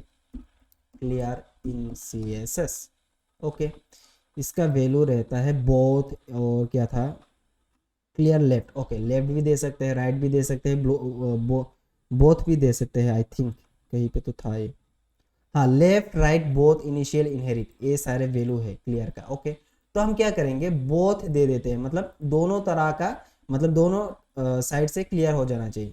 अभी देखिए ये जो इमेज है ये क्लियर, मतलब ये यहाँ पे ब्रेक कर दिया लाइन, ठीक है। दूसरा जो एलिमेंट है ये ब्रेक कर दिया, लेकिन तीसरा एलिमेंट ब्रेक नहीं किया, क्यों, क्योंकि जो तीसरा एलिमेंट है वो यहाँ से फ्लोट हो रहा है ना कि यहाँ से, तो इसीलिए क्या हो गया, यहाँ पे ये दोनों तो ब्रेक हो गया, जिस तरह से लेफ्ट साइड पे था उसी तरह राइट साइड पे दिख रहा है, लेकिन ये जो इमेज है इसको अभी भी पता नहीं चला कि हाँ ऊपर का जो एलिमेंट्स था वो अभी क्लियर हो चुका है। तो हम क्या कर देंगे, यहाँ पे पास कर देते हैं क्लियर, क्लियर लेफ्ट कर देते हैं इसको, लेफ्ट नहीं शायद राइट होगा, हाँ क्योंकि हम राइट साइड पे काम कर रहे हैं। अभी देखिए क्या हो गया, ये जो दोनों है, मतलब यहाँ पे दो एलिमेंट है राइट, तो ये अगर मैं इसको नहीं करता हूँ तब ये क्या हो जाएगा, 1 by 1 आ जाएगा। देखिए एक ही लाइन पे आ रहा है, ठीक है, लेकिन मुझे एक लाइन पे नहीं चाहिए, जिस तरह से लेफ्ट में था उसी तरह राइट में भी चाहिए। तब हम क्या करेंगे, इस पे क्लियर लगा देंगे। क्लियर का मतलब क्या हो गया, यहाँ का जो भी फ्लोट होंगे उसके अंदर जिस तरह से पहले था उसी तरह से वो लाइन ब्रेक कर देगा। अभी मैं रिफ्रेश करता हूँ तो लाइन ब्रेक हो गया। अगर मैं यहाँ पे नहीं देता तब क्या होगा, ये दोनों तो फिलहाल लाइन ब्रेक है, लेकिन इसको तो पता नहीं चला कि ये दोनों लाइन ब्रेक है, क्योंकि हमने यहाँ पे क्लियर लगाया, यहाँ पे तो नहीं लगाया, ठीक है। अगर हमको इसको इस इमेज को मतलब इंफॉर्मेशन देना है कि हाँ ये जो इमेज है ये भी ब्रेक होके दिखना चाहिए, तब हम क्या करेंगे, इस पे क्लियर लगा देंगे, क्योंकि यहाँ पे एक ही एलिमेंट है। देखिए यहाँ पे तो दूसरा फोटो है नहीं, तब हम क्या करेंगे, इस पे सिर्फ राइट का जो क्लियर है वो पास कर देंगे, क्लियर। ओके, अभी क्या हो जाएगा, ये जो इमेज है वो राइट साइड पे एलाइन हो जाएगा। ठीक है, हमने फ्लोट का कंसेप्ट पढ़ा, क्लियर है।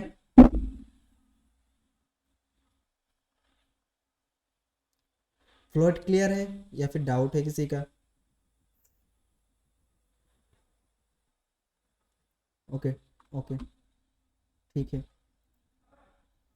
ओके, तो फ्लोट को हम हटा लेते हैं फिलहाल, क्योंकि हमको ये नहीं चाहिए, हमको सीखना था, हमने सीख लिया। ओके, सेव हो गया left side. Okay sorry, float नहीं चाहिए, क्लियर भी नहीं चाहिए। ओके, अभी पहले के जैसा हो गया।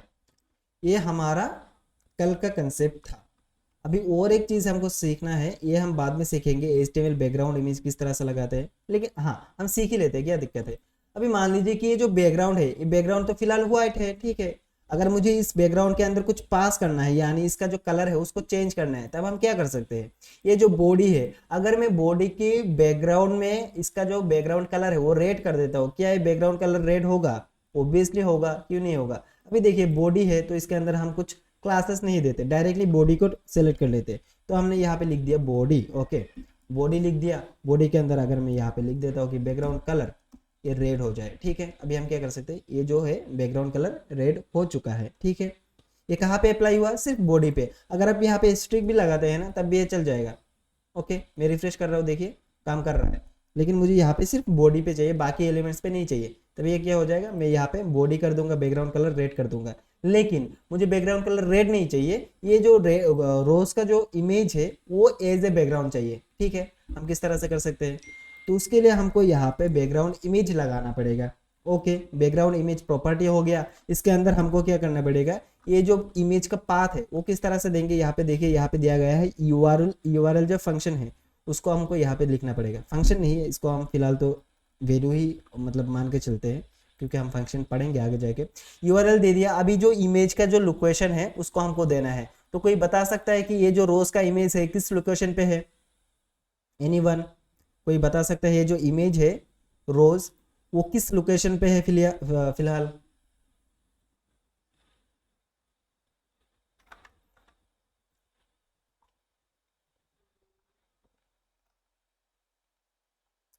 लेफ्ट पे है। ओके ठीक है, अभी मैं इसको रिमूव कर देता हूँ। ओके, इस इमेज की अभी फिलहाल हमको कोई भी आवश्यकता नहीं है, तो मैं इसको काट दिया।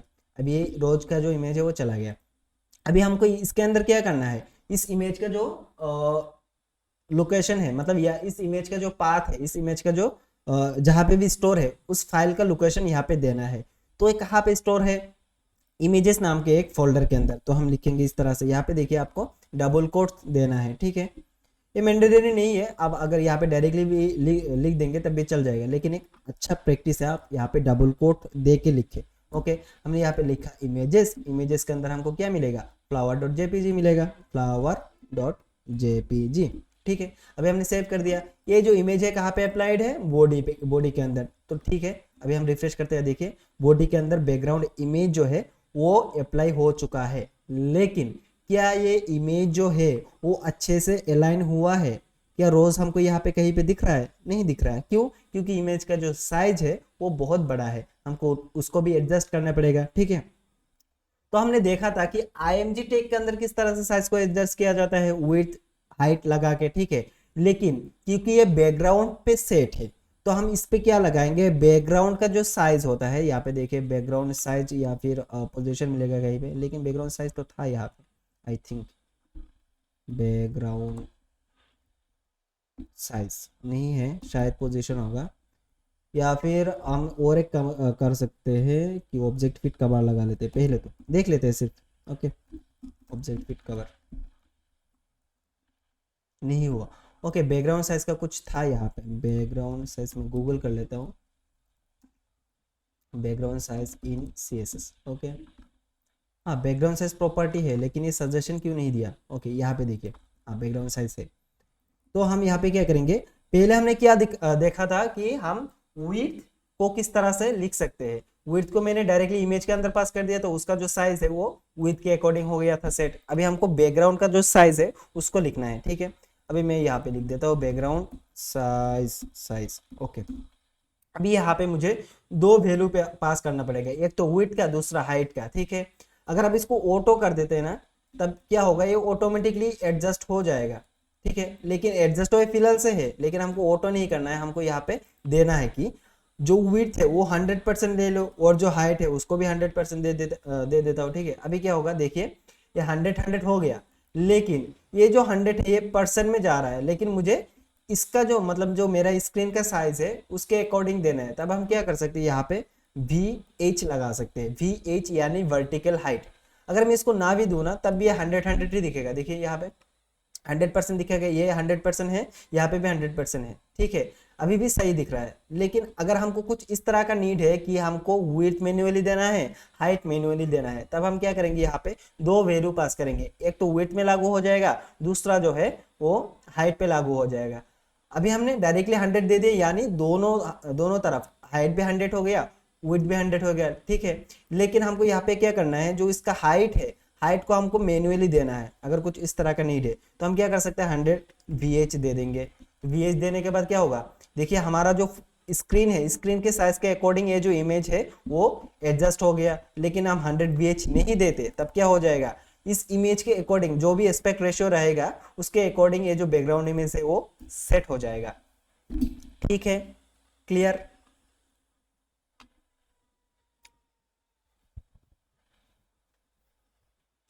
क्लियर है या किसी का डाउट है? सर अगर हमने जो बैकग्राउंड इमेज दिया है ना, वो हमारे अकॉर्डिंग लाइक और भी थोड़ा मैक्सिमाइज करके बैठाना है बैकग्राउंड में, तो कैसे बिठाएंगे? ओके, ठीक है, देख लेते हैं। ओके, अगर हमको इस बैकग्राउंड इमेज जो है इसको थोड़ा सा मैक्सिमाइज करके दिखाना है, ओके, अगर मैं यहाँ पे 100 VH दे देता हूँ, तब ये क्या होगा, मैक्सिमाइज नहीं हो रहा, क्या हो रहा है, इसका जो विड्थ है वो एडजस्ट हो रहा है इसके अंदर, इस स्क्रीन के अंदर। यहाँ पे मैंने 100 दे दिया, मतलब ये जो पूरा 100 एरिया है, मतलब जो मेरा स्क्रीन का साइज है उसके अकॉर्डिंग जितना मतलब जितना भी एरिया होगा सारे 100% वो कवर कर लेगा। और यहाँ पे VH दे दिया, मतलब वर्टिकल हाइट, मतलब जितना भी मेरा वर्टिकल जगह है उतना सारा कवर कर लेगा, लेकिन ये मैक्सिमाइज नहीं हुआ, ठीक है।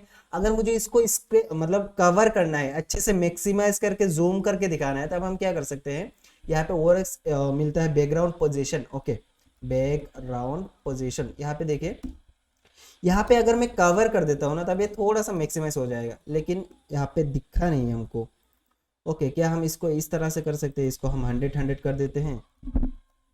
ओके, अभी भी नहीं दिखा, 100 कर दिया, कवर। ओके, यहाँ पे हम जूम भी लगा सकते हैं, ठीक है, जूम मान लीजिए कि 20%।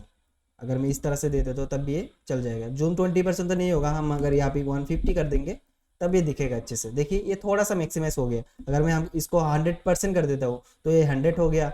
अगर हमको मुझे थोड़ा सा और जूम करना है, ठीक है, तो हम क्या करेंगे, 170 कर देंगे, तो 170% के अकॉर्डिंग जूम हो जाएगा।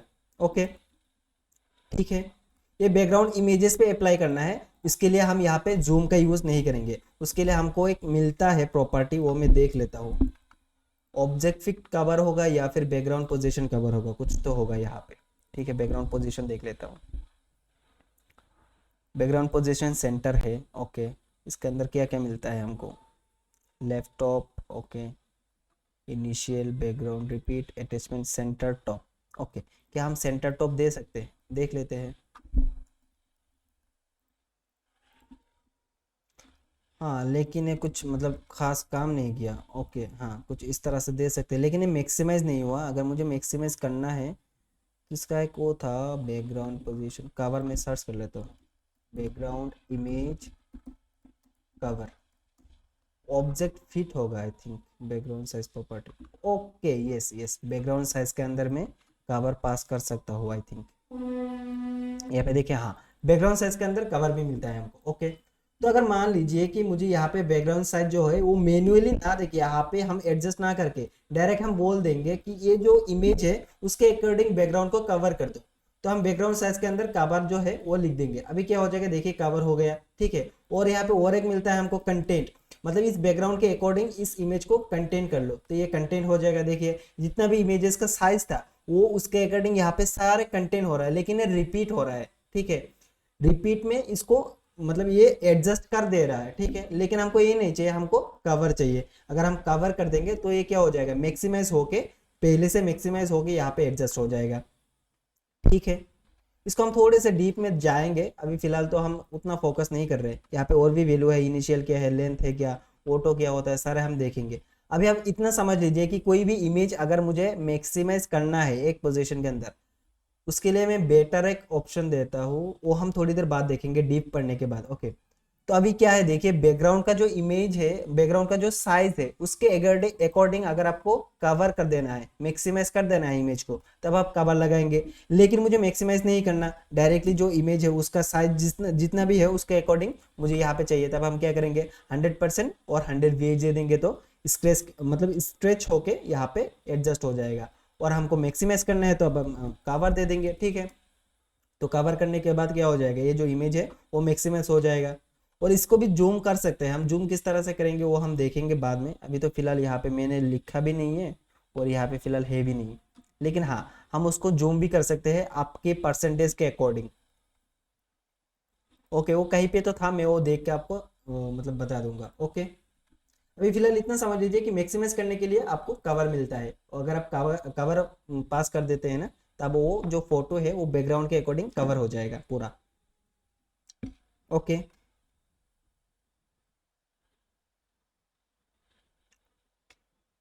ठीक है, समझ में आया आपको?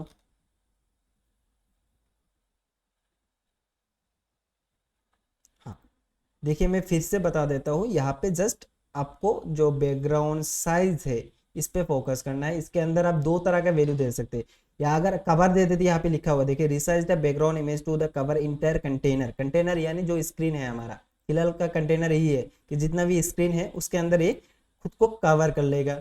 लेकिन अगर मैं चाहता हूँ कि बैकग्राउंड का जो इमेज है वो मैं मैन्युअली परसेंटेज दे के कवर करूँ, तब क्या होगा, हम यहाँ पे डायरेक्टली परसेंटेज प्रोवाइड करा देंगे, ओके। फिलहाल के लिए इतना ही समझ लीजिए। हम वो देखेंगे किस तरह से क्रॉप किया जाता है, किस तरह से जूम किया जाता है इमेज को, अगर हवर करते हैं तब किस तरह से जूम होगा। यहाँ पे देखिए मैं दिखाता हूँ, अगर कहीं पे हो तो, या तो फिलहाल लगा नहीं है, आई थिंक यहाँ पे भी नहीं है, ओके।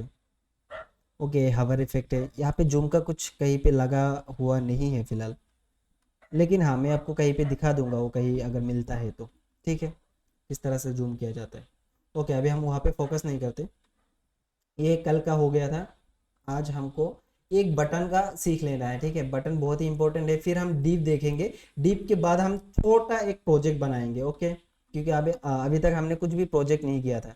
और यहाँ पे राउंडेड कॉर्नर्स है, ग्रेडियंट है, तो हम पहले बटन देख लेते हैं। बटन छोटा सा कंसेप्ट है, बटन एक बेसिकली बटन होता है, बटन सभी को पता होगा, किसी भी वेबसाइट पे बटन रहता है। यहाँ पे एक कॉल का, ये जो है कॉल का बटन है, यहाँ पे जो मोड है वो चेंज करने के लिए बटन है, यहाँ पे सेंड का एक बटन है, ठीक है।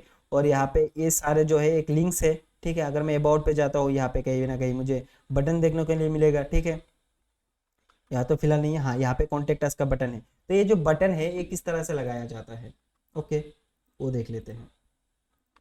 तो हमको बटन लिखने के लिए सिर्फ हमको यहाँ पे बटन लिख देना है, ओके। बटन को ओपन किया, बटन को क्लोज कर दिया, ठीक है। बटन टैग हो गया, उसके अंदर मैं लिख देता हूँ कि let's click me, okay, click मी कर दिया।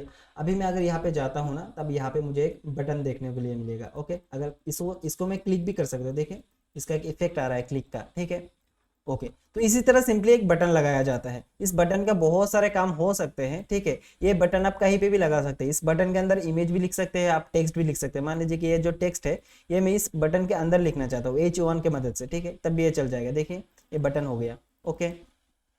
अगर किसी दूसरा इमेज है, इमेज भी आप बटन के अंदर लगा सकते हैं, ठीक है। कुछ भी तरह का एलिमेंट आप बटन के अंदर लिख सकते हैं या लगा सकते हैं, ओके।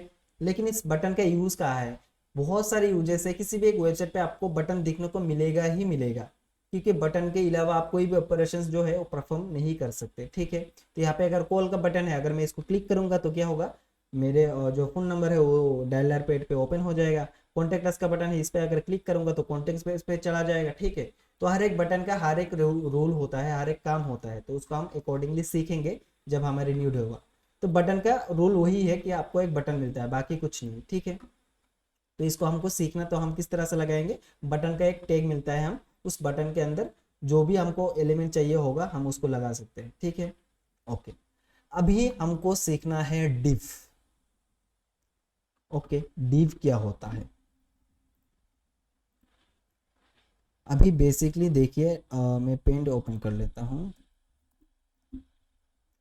डिव एक तरह का बॉक्स हो गया, ठीक है।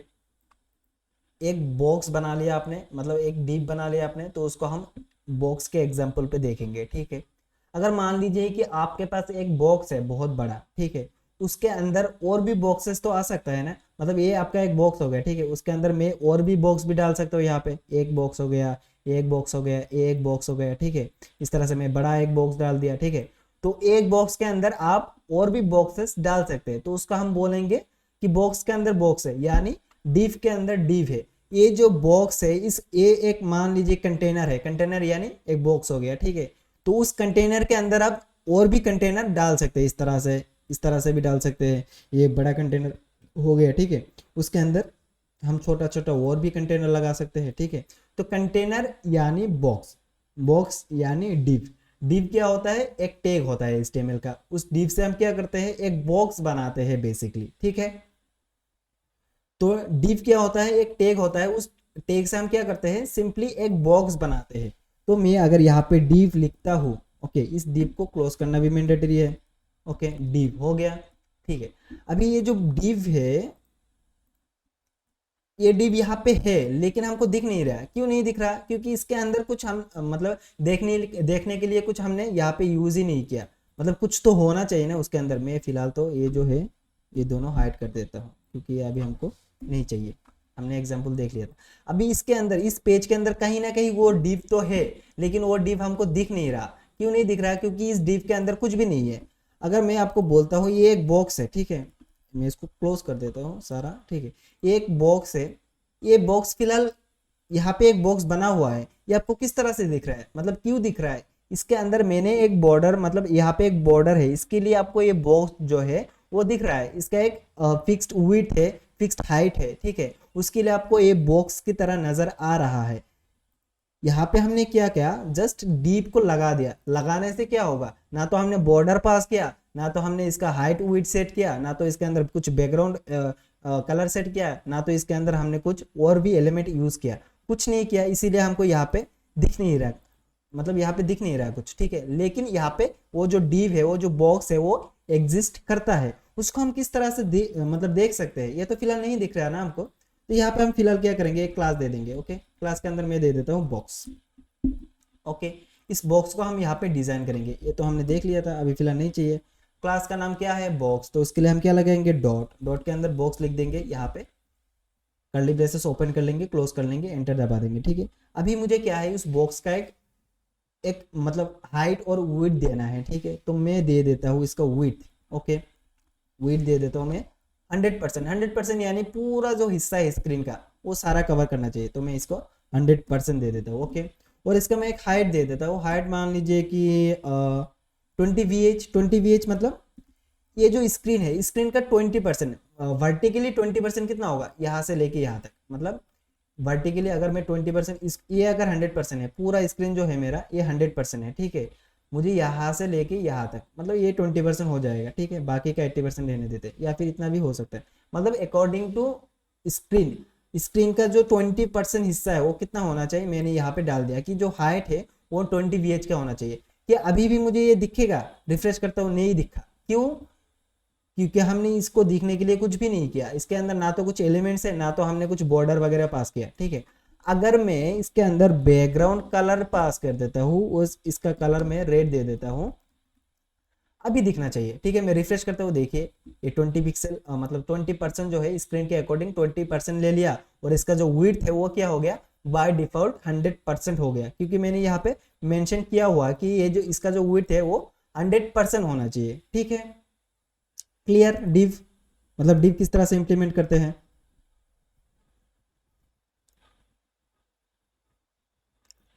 हो गया, ओके, ठीक है। चलिए, मतलब आज कोई मतलब ज्वाइन नहीं किया क्या, मतलब कल तो 12 था, आज सिर्फ 6 है फिलहाल तो। ओके चलिए कोई नहीं है, हम उस पर बाद में फोकस करेंगे। ओके, हमने यहाँ पे क्लास के अंदर बॉक्स डाल दिया। बॉक्स का मतलब क्या हो गया, एक हमने बॉक्स बना लिया, ठीक है, कंटेनर बना लिया। उस कंटेनर के अंदर हमने 100% विड्थ दे दिया, हाइट 20% दे दिया, मतलब स्क्रीन का 20% दे दिया, उसके अंदर बैकग्राउंड कलर दे दिया। अभी हमको आपको नजर आ रहा होगा, यहाँ पे देखिए थोड़ा सा यहाँ पे आपको व्हाइट जो है व्हाइट दिख रहा है। क्यों व्हाइट दिख रहा है, ये बाय डिफॉल्ट कल हमने पढ़ा था कि HTML का बाय डिफॉल्ट मार्जिन और पेडिंग रहता है। मार्जिन और पेडिंग हमने कल देखा था किस तरह से मार्जिन पेडिंग यूज किया जाता है, ठीक है।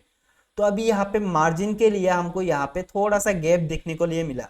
हम किस तरह से इसको रिमूव कर सकते हैं, कल हमने देखा कि अगर हम एस्ट्रिक लगाते हैं, एस्ट्रिक लगाने के बाद यहाँ पे मैंने कर्ली ब्रेसेस ओपन क्लोज कर दिया, इसका जो मार्जिन है वो मैं 0 कर देता हूँ और इसका जो पेडिंग है वो मैं 0 कर देता हूँ। अभी ये जो गैप है वो चला जाएगा, ठीक है। रिफ्रेश करता हूँ, देखिए चला गया, ओके सही है, ठीक है। अभी जिस तरह से मैंने आपको एग्जांपल दिया कि ये एक बॉक्स है, इस बॉक्स के अंदर मैं मल्टीपल बॉक्सेस डाल सकता हूँ इस तरह से। इस तरह से मान लीजिए कि एक बॉक्स हो गया, ठीक है, इसके अंदर मैं दूसरा बॉक्स डाल दिया, ठीक है। उसके बाद मैं इस तरह से भी बॉक्सेस डाल सकता हूँ, जैसे मर्जी मैं उस तरह से डाल सकता हूँ बॉक्सेस, ओके। ये एक बॉक्स है, उस बॉक्स के अंदर मैं मल्टीपल बॉक्सेस डाल सकता हूँ। तो किस तरह से डाला जा सकता है, मान लीजिए एक बॉक्स हो गया, ठीक है, इसके अंदर मैं आता हूँ एंटर दबा के, इसके अंदर मैं दूसरा बॉक्स क्रिएट करना चाहता हूँ, तब मैं क्या करूंगा, फिर से एक डिप बना लूंगा, इस डिप को क्लोज कर दूंगा, ठीक है, और इसको मैं एक क्लास दे देता हूँ, क्लास, ओके। यहाँ पे मैं दे देता हूँ बॉक्स 2, बॉक्स-2, ठीक है। अभी ये क्या दिखेगा, यहाँ पे नहीं दिखेगा, क्यों, क्योंकि इसके अंदर कुछ भी नहीं किया हमने, ओके। इसके अंदर हम कुछ कर लेते हैं। तो ये जो बॉक्स 2 है, यहाँ पे मैंने बॉक्स लगा दिया, इसके अंदर मैं 2 डाल दिया, ठीक है। 2 के अंदर हमको क्या करना है, यहाँ पे मैंने विड्थ डाल देता हूँ, यहाँ पे मैं विड्थ डाल दिया, इसका जो हाइट है हाइट डाल दिया, और इसका जो बैकग्राउंड कलर है हम इसको कुछ और कलर दे देते हैं। मान लीजिए कि मैं इसको व्हाइट दे देता हूँ, ठीक है। क्या अभी दिखेगा, हाँ दिखेगा। अभी देखिए पूरा कवर कर लिया, क्यों, क्योंकि वो जो बॉक्स है इसका हाइट कितना है, 100% है, तो सॉरी हाइट नहीं विड्थ है, विड्थ कितना है 100% है, ये भी 100% है, तो ये क्या होगा उसके ऊपर चला गया, इसके लिए हमको यहाँ पे मतलब दिख नहीं रहा। तो अगर मैं इसको 80% कर देता हूँ, अभी हमको दिखेगा, देखिए ये जो 80% है इतना ले रहा है, ठीक है। और हाइट में अगर 20 VH ना करके 10 VH करता हूँ, तो देखिए ये जो बॉक्स है व्हाइट वाला जो बॉक्स है इसके ऊपर आ जा रहा है, ठीक है। अगर मुझे इसके अंदर कुछ पेडिंग देना है या फिर मार्जिन देना है कि इसके अंदर एक्चुअली में कुछ इस तरह का दिखे, ये एक सॉरी ये एक बॉक्स हो गया, उसके अंदर मुझे कुछ इस तरह का बॉक्स चाहिए, ठीक है। इसके बाहर में यहाँ पे थोड़ा जो पोर्शन है, यहाँ पे देखिए थोड़ा सा गैप है, अगर मुझे इस गैप को मेंटेन करना है, तब हमने क्या पढ़ा था कल, मार्जिन या पेडिंग पढ़ा था, ठीक है। तो अभी हमको वही करना है, तो मैं क्या कर देता हूँ, इसके अंदर 100 है 20 है, ठीक है, वो मैं कर लेता हूँ। यहाँ पे भी मैं 100 कर देता हूँ, ठीक है, इसको भी मैं 20 कर देता हूँ। अभी क्या हो जाएगा, इसके ऊपर आ जाएगा, इसके लिए जो नीचे का जो बॉक्स है वो नहीं दिख रहा। लेकिन हम यहाँ पे अगर पेडिंग लगा देते हैं ना, कितने पिक्सल का, मान लीजिए 30 पिक्सल का, तभी क्या हो जाएगा, ये अंदर की तरह से थोड़ा सा गैप दे देगा हमको। अभी देखिए ये 30 पिक्सल हो गया, लेकिन राइट साइड पे नहीं मिला, क्योंकि इसका जो विड्थ है अभी भी स्टिल 100 ही है, ठीक है। तो मैं इसको 100 VW कर देता हूँ और इसको भी 100 VW कर देता हूँ, ओके। तब भी नहीं होगा, क्यों नहीं होगा, क्योंकि ये जो पेडिंग है इस चारों दिशाओं से फॉलो हो रहा है, तो इसका जो विड्थ है इसको हमको थोड़ा सा कमाना पड़ेगा। मैं 90 कर देता हूँ, अभी दिख जाएगा, ओके। 95 भी सही है, मैं 95 कर देता हूँ, ठीक है, अभी दिख रहा है, ओके। ये जो पेडिंग है ये क्या करा, ये जस्ट सिंपली इसके अंदर जो गैप है उस गैप को क्रिएट कर दिया, ठीक है। इस गैप के अंदर हमने यहाँ पे बेसिकली 2 बॉक्सेस लगा हुआ है, ये जो बॉक्स 1 है रेड वाला, ये इस बॉक्स के अंदर हमने दूसरे बॉक्स लगा दिया, ठीक है। ये जो व्हाइट का पोर्शन है वो बॉक्स 2 हो गया, ओके। अगर मैं इसके अंदर कुछ लिखूँ, यहाँ पे H1 दे दिया, H1 को क्लोज कर दिया, ठीक है। अभी मैं यहाँ पे लिख देता हूँ मेरा नाम, अभी क्या हो जाएगा, इस बॉक्स 2 के अंदर ये दिखेगा, ओके। अगर मैं इसको इस बॉक्स 2 के अंदर ना लिख के बॉक्स 1 के अंदर लिखता हूँ, अभी क्या हो जाएगा, ऊपर चला जाएगा, ये जो बॉक्स है ये नीचे आ जाएगा, ठीक है। लेकिन मुझे यहाँ पे ही चाहिए, ओके, इसको मैंने यहाँ पे डाल दिया। अभी देखिए ये जो बॉक्स 2 के अंदर मेरा नाम है वो प्रॉपर से दिख रहा है, ठीक है। मतलब div का कंसेप्ट इतना ही है, बाकी हमको कुछ नहीं पढ़ना है। आज हम एक प्रोजेक्ट करने वाला है छोटा सा, ठीक है, तो बहुत बड़ा नहीं होगा। तो अभी डीप का कंसेप्ट क्लियर हुआ सभी को कि एक बॉक्स होता है, उस बॉक्स के अंदर हम और भी बॉक्सेस लगा सकते हैं। वो किस लिए लगाएंगे, क्यों लगाएंगे, बाद में उसका क्या यूज होगा वो हम बाद में देखेंगे, अच्छे से देखेंगे। ये बहुत इंपॉर्टेंट टॉपिक है। ओके, तो हमने डीप का देख लिया। ओके ठीक है, कोई डाउट है? बॉक्स के अंदर बॉक्स किस तरह से आया, मतलब बहुत सारे बॉक्सेस हम यूज कर सकते हैं, जितना मर्जी अनलिमिटेड बॉक्सेस आप यूज कर सकते हैं। तो हम किस तरह से लेआउट बनाएंगे वो सारे चीजें हम देखेंगे बाद में। ओके, तो आज का जो क्लास है वो अभी इस पे स्टॉप कर देते हैं, क्योंकि अभी फिलहाल ओके हाँ, अभी फिलहाल उतना मतलब मेंबर्स भी नहीं है, तो कंसेप्ट भी थोड़ा सा टफ है, तो हम इतना नहीं सीखेंगे। ओके, अभी फिलहाल कुछ ऐसा इंटरेस्टिंग सा करता है, क्योंकि ताकि हमारा जो इंटरेस्ट है वो स्टिल बजाय रहे। ठीक है, तो उसके लिए हम क्या करेंगे, पहले हम जाएंगे एडोबी एक्सडी में। अगर आपके पास एडोबी एक्सडी नहीं होता है तब हम किस तरह से डाउनलोड कर सकते हैं, यहाँ पे देखिए गेट। ओके, मैं पहले तो लिखूंगा एडोबी एक्सडी और उसके बाद मुझे यहाँ पे लिखना है गेट इनटू पीसी। ओके, 2023 या फिर 2022 कुछ भी डाउनलोड कर लीजिए। यहाँ पे जो फर्स्ट का लिंक है इसको आपको क्लिक करना है। क्लिक करने के बाद यहाँ पे आपको डाउनलोड लिंक जो है वो मिल जाएगा। इसको आपको सिंपली डाउनलोड करना है। उसको अंदर आपको पासवर्ड मिलेगा, वो पासवर्ड 123 होगा। अगर आप कोई भी प्रॉब्लम फेस करते हैं इसको डाउनलोड करने में, मुझे एक मैसेज कर दीजिएगा, मैं आपको अच्छे से इंस्ट्रक्ट कर दूंगा। ठीक है, जब आप इंस्टॉल कर लेंगे, करने के बाद आपको कुछ इस तरह का इंटरफेस मिलेगा। ठीक है, अभी हम क्या कर लेते हैं, इसको क्लोज कर देते हैं, क्योंकि हम कोडिंग रिलेटेड कुछ नहीं करेंगे अभी फिलहाल। ठीक है, अभी हमारे पास यहाँ पे साइजेस मिलेगा। एक तो आप फोन के लिए कुछ भी कर सकते हैं, वेबसाइट के लिए कर सकते हैं। मतलब ये जो साइज है आपका वेब ब्राउजर का साइज है, इंस्टाग्राम हिस्ट्री या फिर कोई भी फेसबुक का पोस्ट, कोई भी फेसबुक का कवर इमेज के लिए, यूट्यूब का वीडियो के लिए, सारे यहाँ पे साइजेस दिया हुआ है। लेकिन अगर आपको कुछ इस तरह का नीड है कि मुझे साइजेस नहीं चाहिए, मैं अपना कस्टम साइज मतलब दूंगा, तो यहाँ पे आप विड्थ दे सकते हैं, यहाँ पे आप हाइट दे सकते हैं। लेकिन मैं यहाँ पे वेब का जो वेब का जो ऑप्शन है इस पर क्लिक करता हूँ। ठीक है, तो अभी क्या मिलेगा मुझे, एक वेब पेज का जो हाइट एंड विड्थ होता है वो मिल जाएगा यहाँ पे। ठीक है, यहाँ पे सॉफ्टवेयर हमने ओपन कर लिया। करने के बाद हमको यहाँ पे सिंपल सा एक वाइट बैकग्राउंड मिलेगा। ठीक है, हमको यहाँ पे एक वेबसाइट का डिजाइन करना है। ओके, किस तरह से करेंगे, सिंपल सा एकदम बेसिक से वेबसाइट डिजाइन करेंगे हम। ओके, तो इसके अंदर पहले तो मैं एक बैकग्राउंड कलर लगाऊंगा, वो भी लीनियर ग्रेडियंट, मतलब दो तरह का कलर होना चाहिए। ठीक है, तो मैं पहले क्या करूंगा, यहाँ पे फिल जो बटन है, फिल जो ऑप्शन है, इस ऑप्शन के अंदर जाना है और यहाँ पे आपको लीनियर ग्रेडियंट जो है उसको सेलेक्ट कर लेना है। ठीक है, अभी देखिए दो कलर है, यहाँ पे नीचे ब्लैक है, यहाँ पे व्हाइट है। ठीक है, यहाँ पे व्हाइट फिलहाल सेलेक्टेड है। ओके, अगर यहाँ पे हम रेड कर लेंगे तो ऊपर का जो पोर्शन है वो रेड हो जाएगा। अगर हम यहाँ पे कुछ और सेलेक्ट कर लेते हैं तो दूसरा कलर हो जाएगा। ठीक है, तो हमको कुछ इस तरह का कलर दे देना है। तो मैं यहाँ पे दो कलर चूज कर लेता हूँ। मैं थोड़ा सा स्काई ब्लू रखूंगा ऊपर का पोर्शन। ओके, थोड़ा सा लाइट वाला। ओके, अभी यहाँ पे क्लिक करना है। यहाँ पे देखिए थोड़ा सा डॉट है ना, अगर आप यहाँ पे क्लिक करके कुछ भी चेंजेस करेंगे तो नीचे का जो कलर है वो चेंज होता हुआ दिखेगा आपको। ठीक है, अभी हमको यहाँ पे थोड़ा सा डार्किश देना है। ओके, अभी देखिए बहुत ही अच्छा सा एक बैकग्राउंड कलर मिल गया हमको। ओके, अभी हमको यहाँ पे टेक्स्ट देना है। तो टेक्स्ट किस तरह से देंगे, उससे पहले हमको एक रूल फॉलो करना है, रूलर यानी मतलब हम एक एरिया बना लेंगे कि उस एरिया के बाहर हमारा जो पेज का कंटेंट है वो नहीं जाना चाहिए। ठीक है, तो रूलर किस तरह से लिखा जाता है, मतलब किस तरह से बनाया जाता है, यहाँ पे देखिएगा, मैं ये जो कर्सर है इस पर गौर करिएगा। यहाँ पे मैं अगर जाता हूँ ना तो ये जो कर्सर है वो चेंज हो जाएगा। ठीक है, जब भी आपको इस तरह का आइकॉन दिखेगा उस पर आपको क्लिक करके इस तरह से ड्रैग करना है। अभी देखिए ये जो लाइन है वो मैं जिस तरह से मूव कर रहा हूँ उसके हिसाब से ये मूव हो रहा है। ठीक है, तो अभी यहाँ पे देखिए ऊपर 257 दिख रहा है आपको। मैं अगर इसको इंक्रीज करूंगा तो आपको नंबर भी इंक्रीज होता हुआ दिखेगा। ओके, तो हम यहाँ पे एक फिक्स्ड जो साइज है वो देख लेते हैं। ठीक है, तो यहाँ पे मैं 200 सेट कर देता हूँ। तो 200 का क्या हो गया, बाउंड्री क्रिएट हो गया। ठीक है, अभी मैं फिर से इस तरह से क्रिएट कर लेता हूँ। यहाँ पे भी राइट साइड पे मुझे 200 दिखना चाहिए। ओके, ऊपर देखिए यहाँ पे थोड़ा सा वो जो पिंक कलर का लिखा हुआ है ना उस पर फोकस करिए, उस पर 200 होना चाहिए। ओके, तो हम यहाँ पे 200 पे ओके थोड़ा सा बढ़ गया। अभी देखिए 205 है।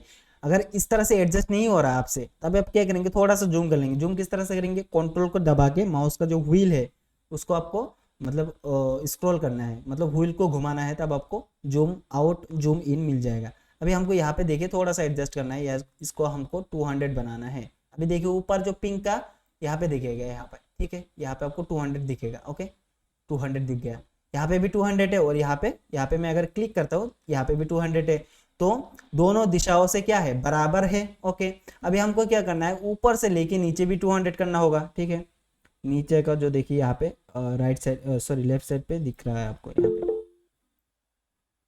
ओके यहाँ पे 200 करना है हमको, 200 हो गया। ओके अभी ऊपर से भी 200 करना है। ठीक है अभी हम बेसिकली क्या कर रहे हैं, एक बाउंड्री बना रहे हैं कि इसके बाहर जो है हमारा कंटेंट नहीं जाना चाहिए, नहीं तो डिज़ाइन जो है वो खराब हो जाएगा। ओके अभी हमने यहाँ पे एक बाउंड्री बना लिया।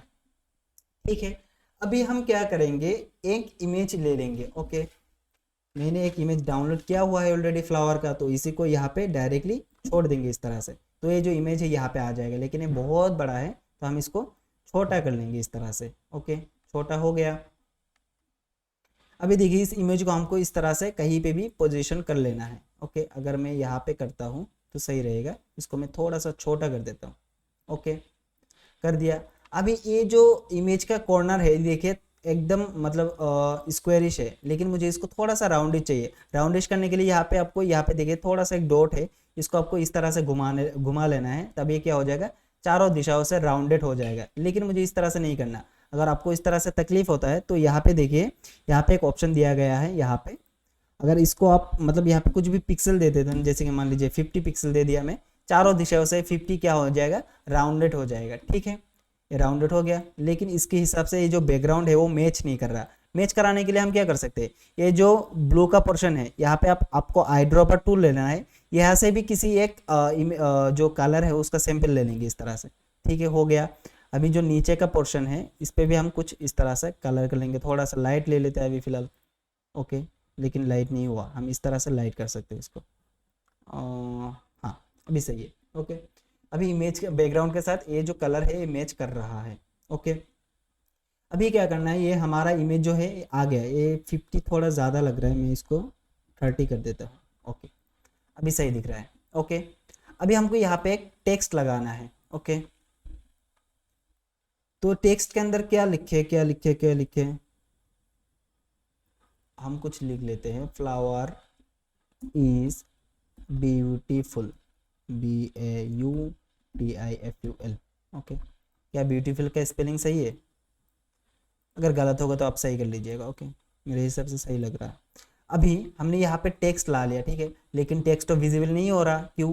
क्योंकि ये जो टेक्स्ट का कलर है वो बहुत ही डीप है, इसको हमको थोड़ा सा मतलब डार्क कलर देना चाहिए ताकि ये विजिबल हो। तो कौन सा कलर देंगे हम? यहाँ पे कोई सा भी कलर दे सकते हैं हम, फिलहाल तो यहाँ पे व्हाइट कर देते हैं। व्हाइट करने से क्या होगा, अच्छा से यहाँ पे अगर मैं दे देता हूँ ना तो अच्छे से दिखेगा ये। ओके तो अभी ये जो फॉन्ट है इस फॉन्ट को मुझे चेंज करना है, तो किस तरह से कर सकते हैं, यहाँ पे हमको टेक्स्ट मिलेगा, टेक्स्ट के अंदर यहाँ पे बाय डिफॉल्ट कुछ दिया हुआ है, आपको इस बटन पे क्लिक करना है और यहाँ पे बहुत सारे फॉन्ट्स का जो नाम है वो आपको मिल जाएगा। इनमें से किसी एक फॉन्ट का जो वो है स्टाइल है वो आपको सेलेक्ट करना है। मैं डिज़ाइनर सेलेक्ट कर लेता हूँ। ठीक है आपके पास डिज़ाइनर ना भी हो तो आप दूसरा कोई फॉन्ट वो कर लीजिएगा, सेलेक्ट कर लीजिएगा। ठीक है अभी इसका जो साइज़ है इसको हम कमा भी सकते हैं, बढ़ा भी सकते हैं। ठीक है तो इस तरह से यहाँ पे भी कर सकते हैं और यहाँ पे आप नंबर दे के भी कर सकते हैं। नंबर कहाँ देना है आपको, यहाँ पे देखिए 118 है, अगर मैं इसको 100 कर देता हूँ तो थोड़ा सा छोटा हो जाएगा।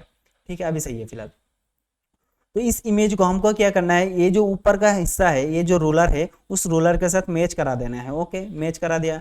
अभी हमको एक अच्छा सा डिस्क्रिप्शन चाहिए, इसको मैं थोड़ा सा बड़ा कर लेता हूँ ताकि ये सही दिखे।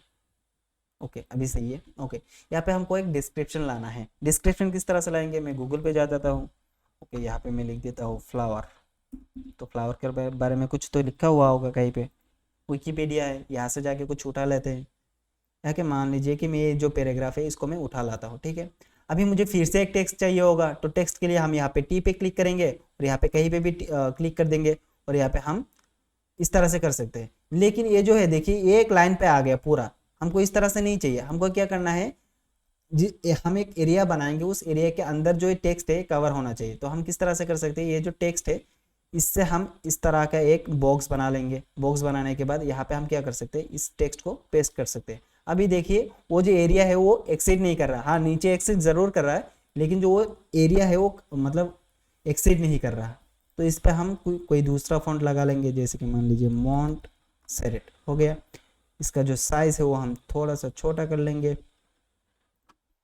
25 पिक्सल, थोड़ा सा बढ़ा लेते हैं,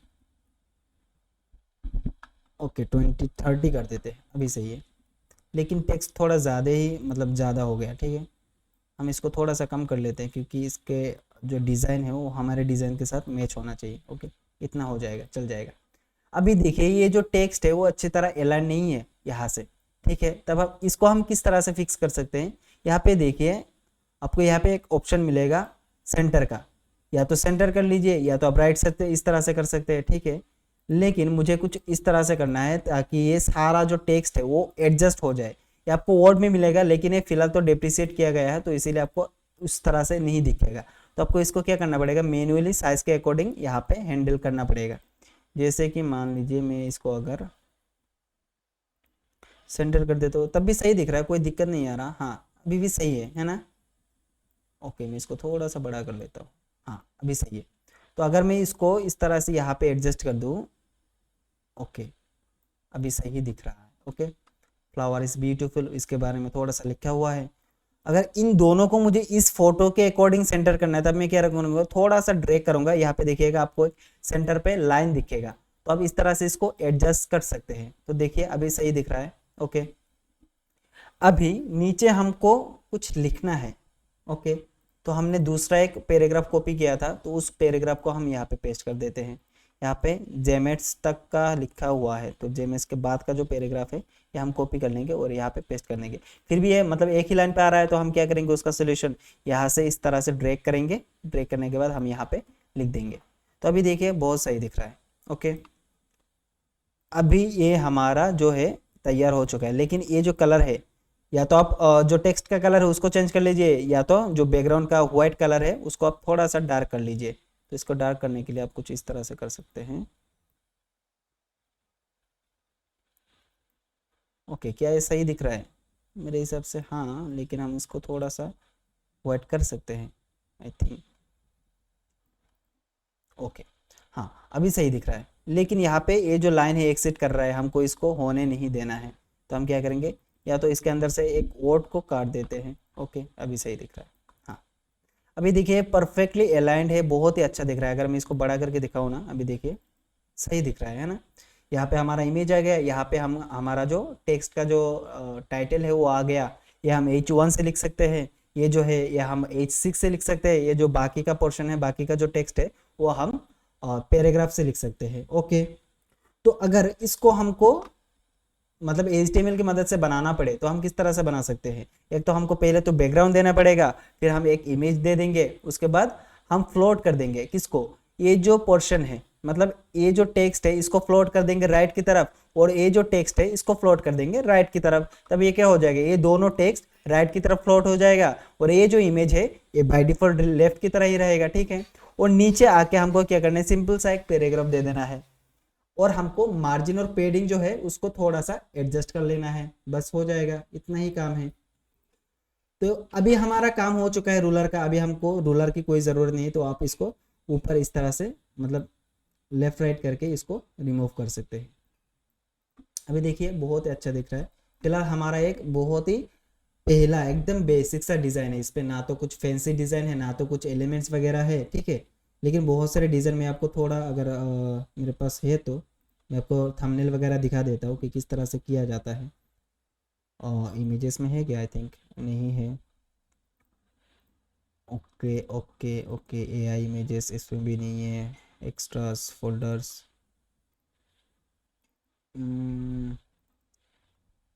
मेरे डेस्कटॉप पे एक फाइल्स था। ओके, ये हो गया इमेजेस, इसमें तो उतना ज़्यादा कुछ नहीं है। हाँ, बट आप ये देख सकते हैं ये भी एडोबी XD से बनाया हुआ है, ठीक है। देखिए कितने अच्छे तरह से दिख रहा है, कलरिंग भी बहुत अच्छा दिख रहा है, ठीक है। ये देखिए एक थंबनेल है यूट्यूब का, ये भी सही दिख रहा है, ठीक है। यहाँ पे देखिए स्कूल मैनेजमेंट सॉफ्टवेयर का जो वो है थंबनेल है वो दिख रहा है। यहाँ पे देखिए मोबाइल ऐप डिज़ाइन किस तरह से किया जाता है। मतलब इस तरह से आप बहुत ही क्रिएटिव डिज़ाइन कर सकते हैं, लेकिन आज हमको उतना नहीं सीखना, हमको जस्ट बेसिक जो डिज़ाइनिंग है उसको फॉलो करना है। हमने यहाँ पे मार्जिन का ध्यान रखा, ठीक है, पेडिंग का ध्यान रखा, और हमने यहाँ पे बाय डिफ़ॉल्ट पहले क्या करा था, रूलर बना लिया था, ताकि हमारा जो स्टाइल है, डिज़ाइन है, उस रूलर की मतलब उस रूलर से एक्सिड ना करे, वो एडजस्ट होते रहे, मतलब बीचों बीच हमने सारे कंटेंट को दे दिया। उस रूलर को हमने यहाँ पे देखिए, अगर यहाँ पे सारा स्पेस जो है मेंटेन है चारों तरह, ठीक है। ये हमारा एक बेसिक सा डिज़ाइन हो गया। तो इस बेसिक डिज़ाइन को आपको बनाना है, और इस बेसिक डिज़ाइन मतलब आपको HTML की मदद से बनाना है, ठीक है। मैं इसको आपको ग्रुप पे दे दूंगा। ये आपको कैसा लगा? यहाँ पे कोई डाउट है किसी का कि हाँ ये किस तरह से किया आपने?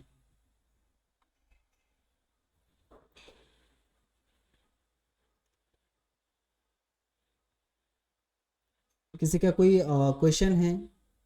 एडोबी XD में हमने किस तरह से बनाया? ये जस्ट आप किसी भी आपके क्रिएटिविटी के ऊपर डिपेंड करता है, आप यहाँ पे कुछ भी डिज़ाइन कर सकते हैं, लेकिन फिलहाल हमको बेसिक सा डिज़ाइन पकड़ के चलना है, क्योंकि हम इसको बहुत ही एडवांस तरीके से सीखेंगे।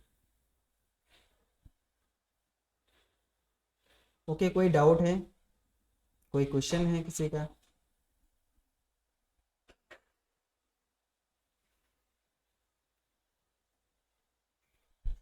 नहीं है क्या?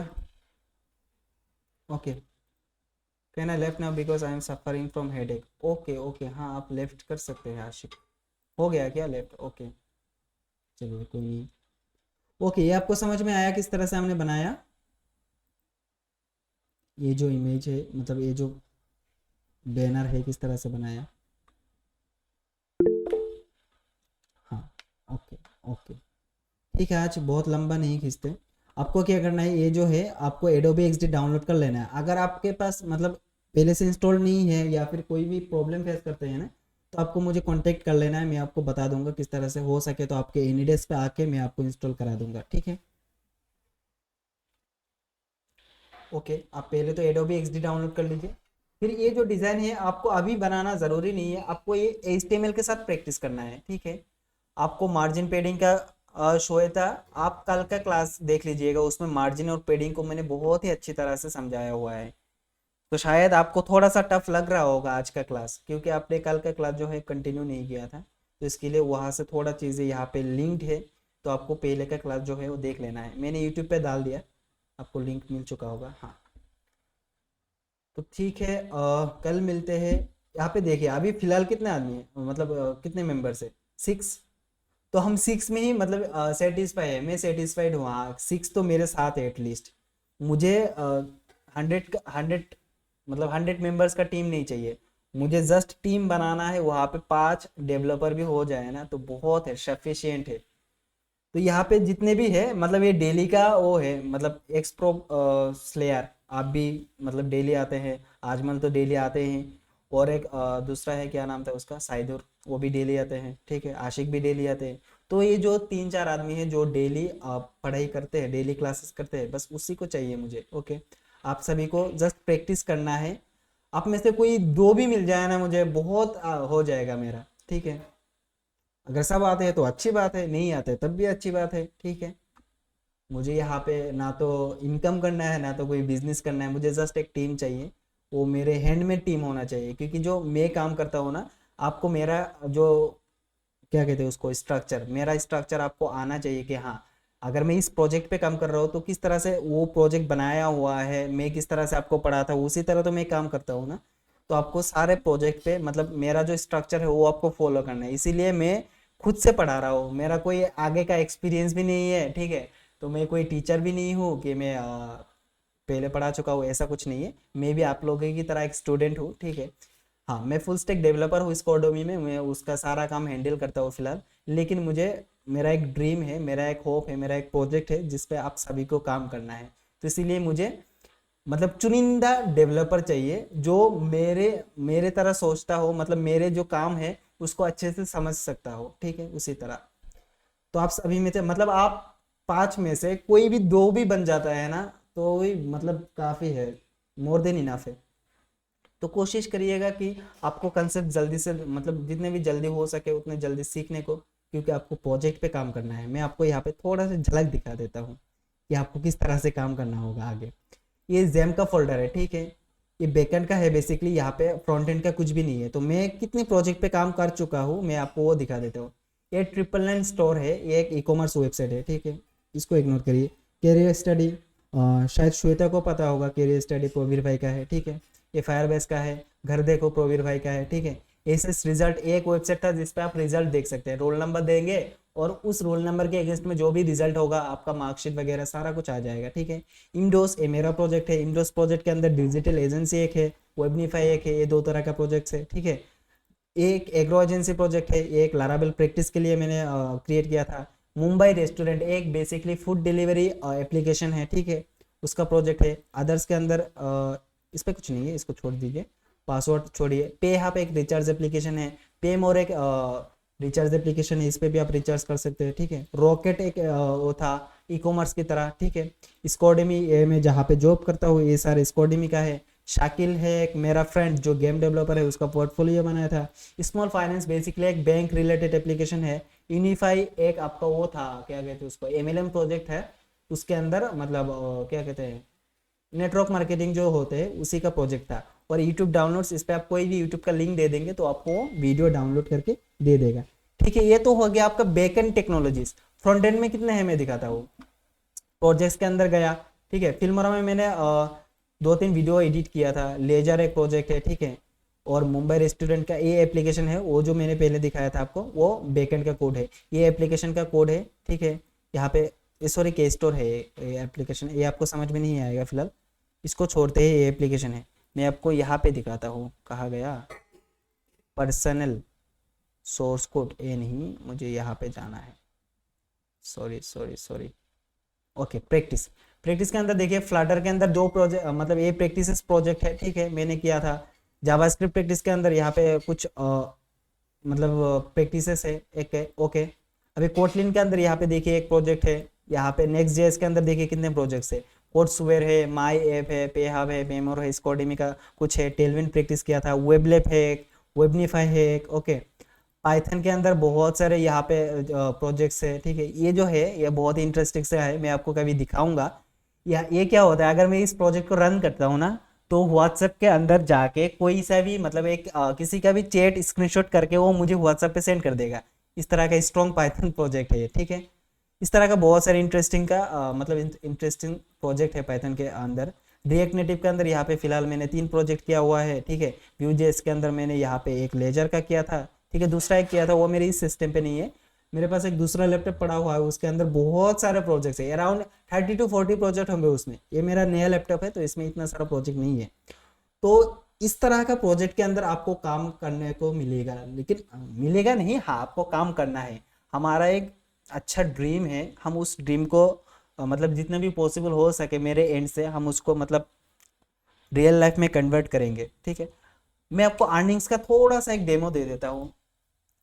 क्या मैं क्लासेस को लंबा खींच रहा हूँ, अगर किसी का कोई प्रॉब्लम नहीं है तो मैं थोड़ा सा दिखा देता हूँ आपको कि हम आगे करने क्या वाले हैं, ओके। किसी का कोई प्रॉब्लम है? ओके, पहले तो मैं रिकॉर्डिंग स्टॉप कर लेता हूँ क्योंकि सब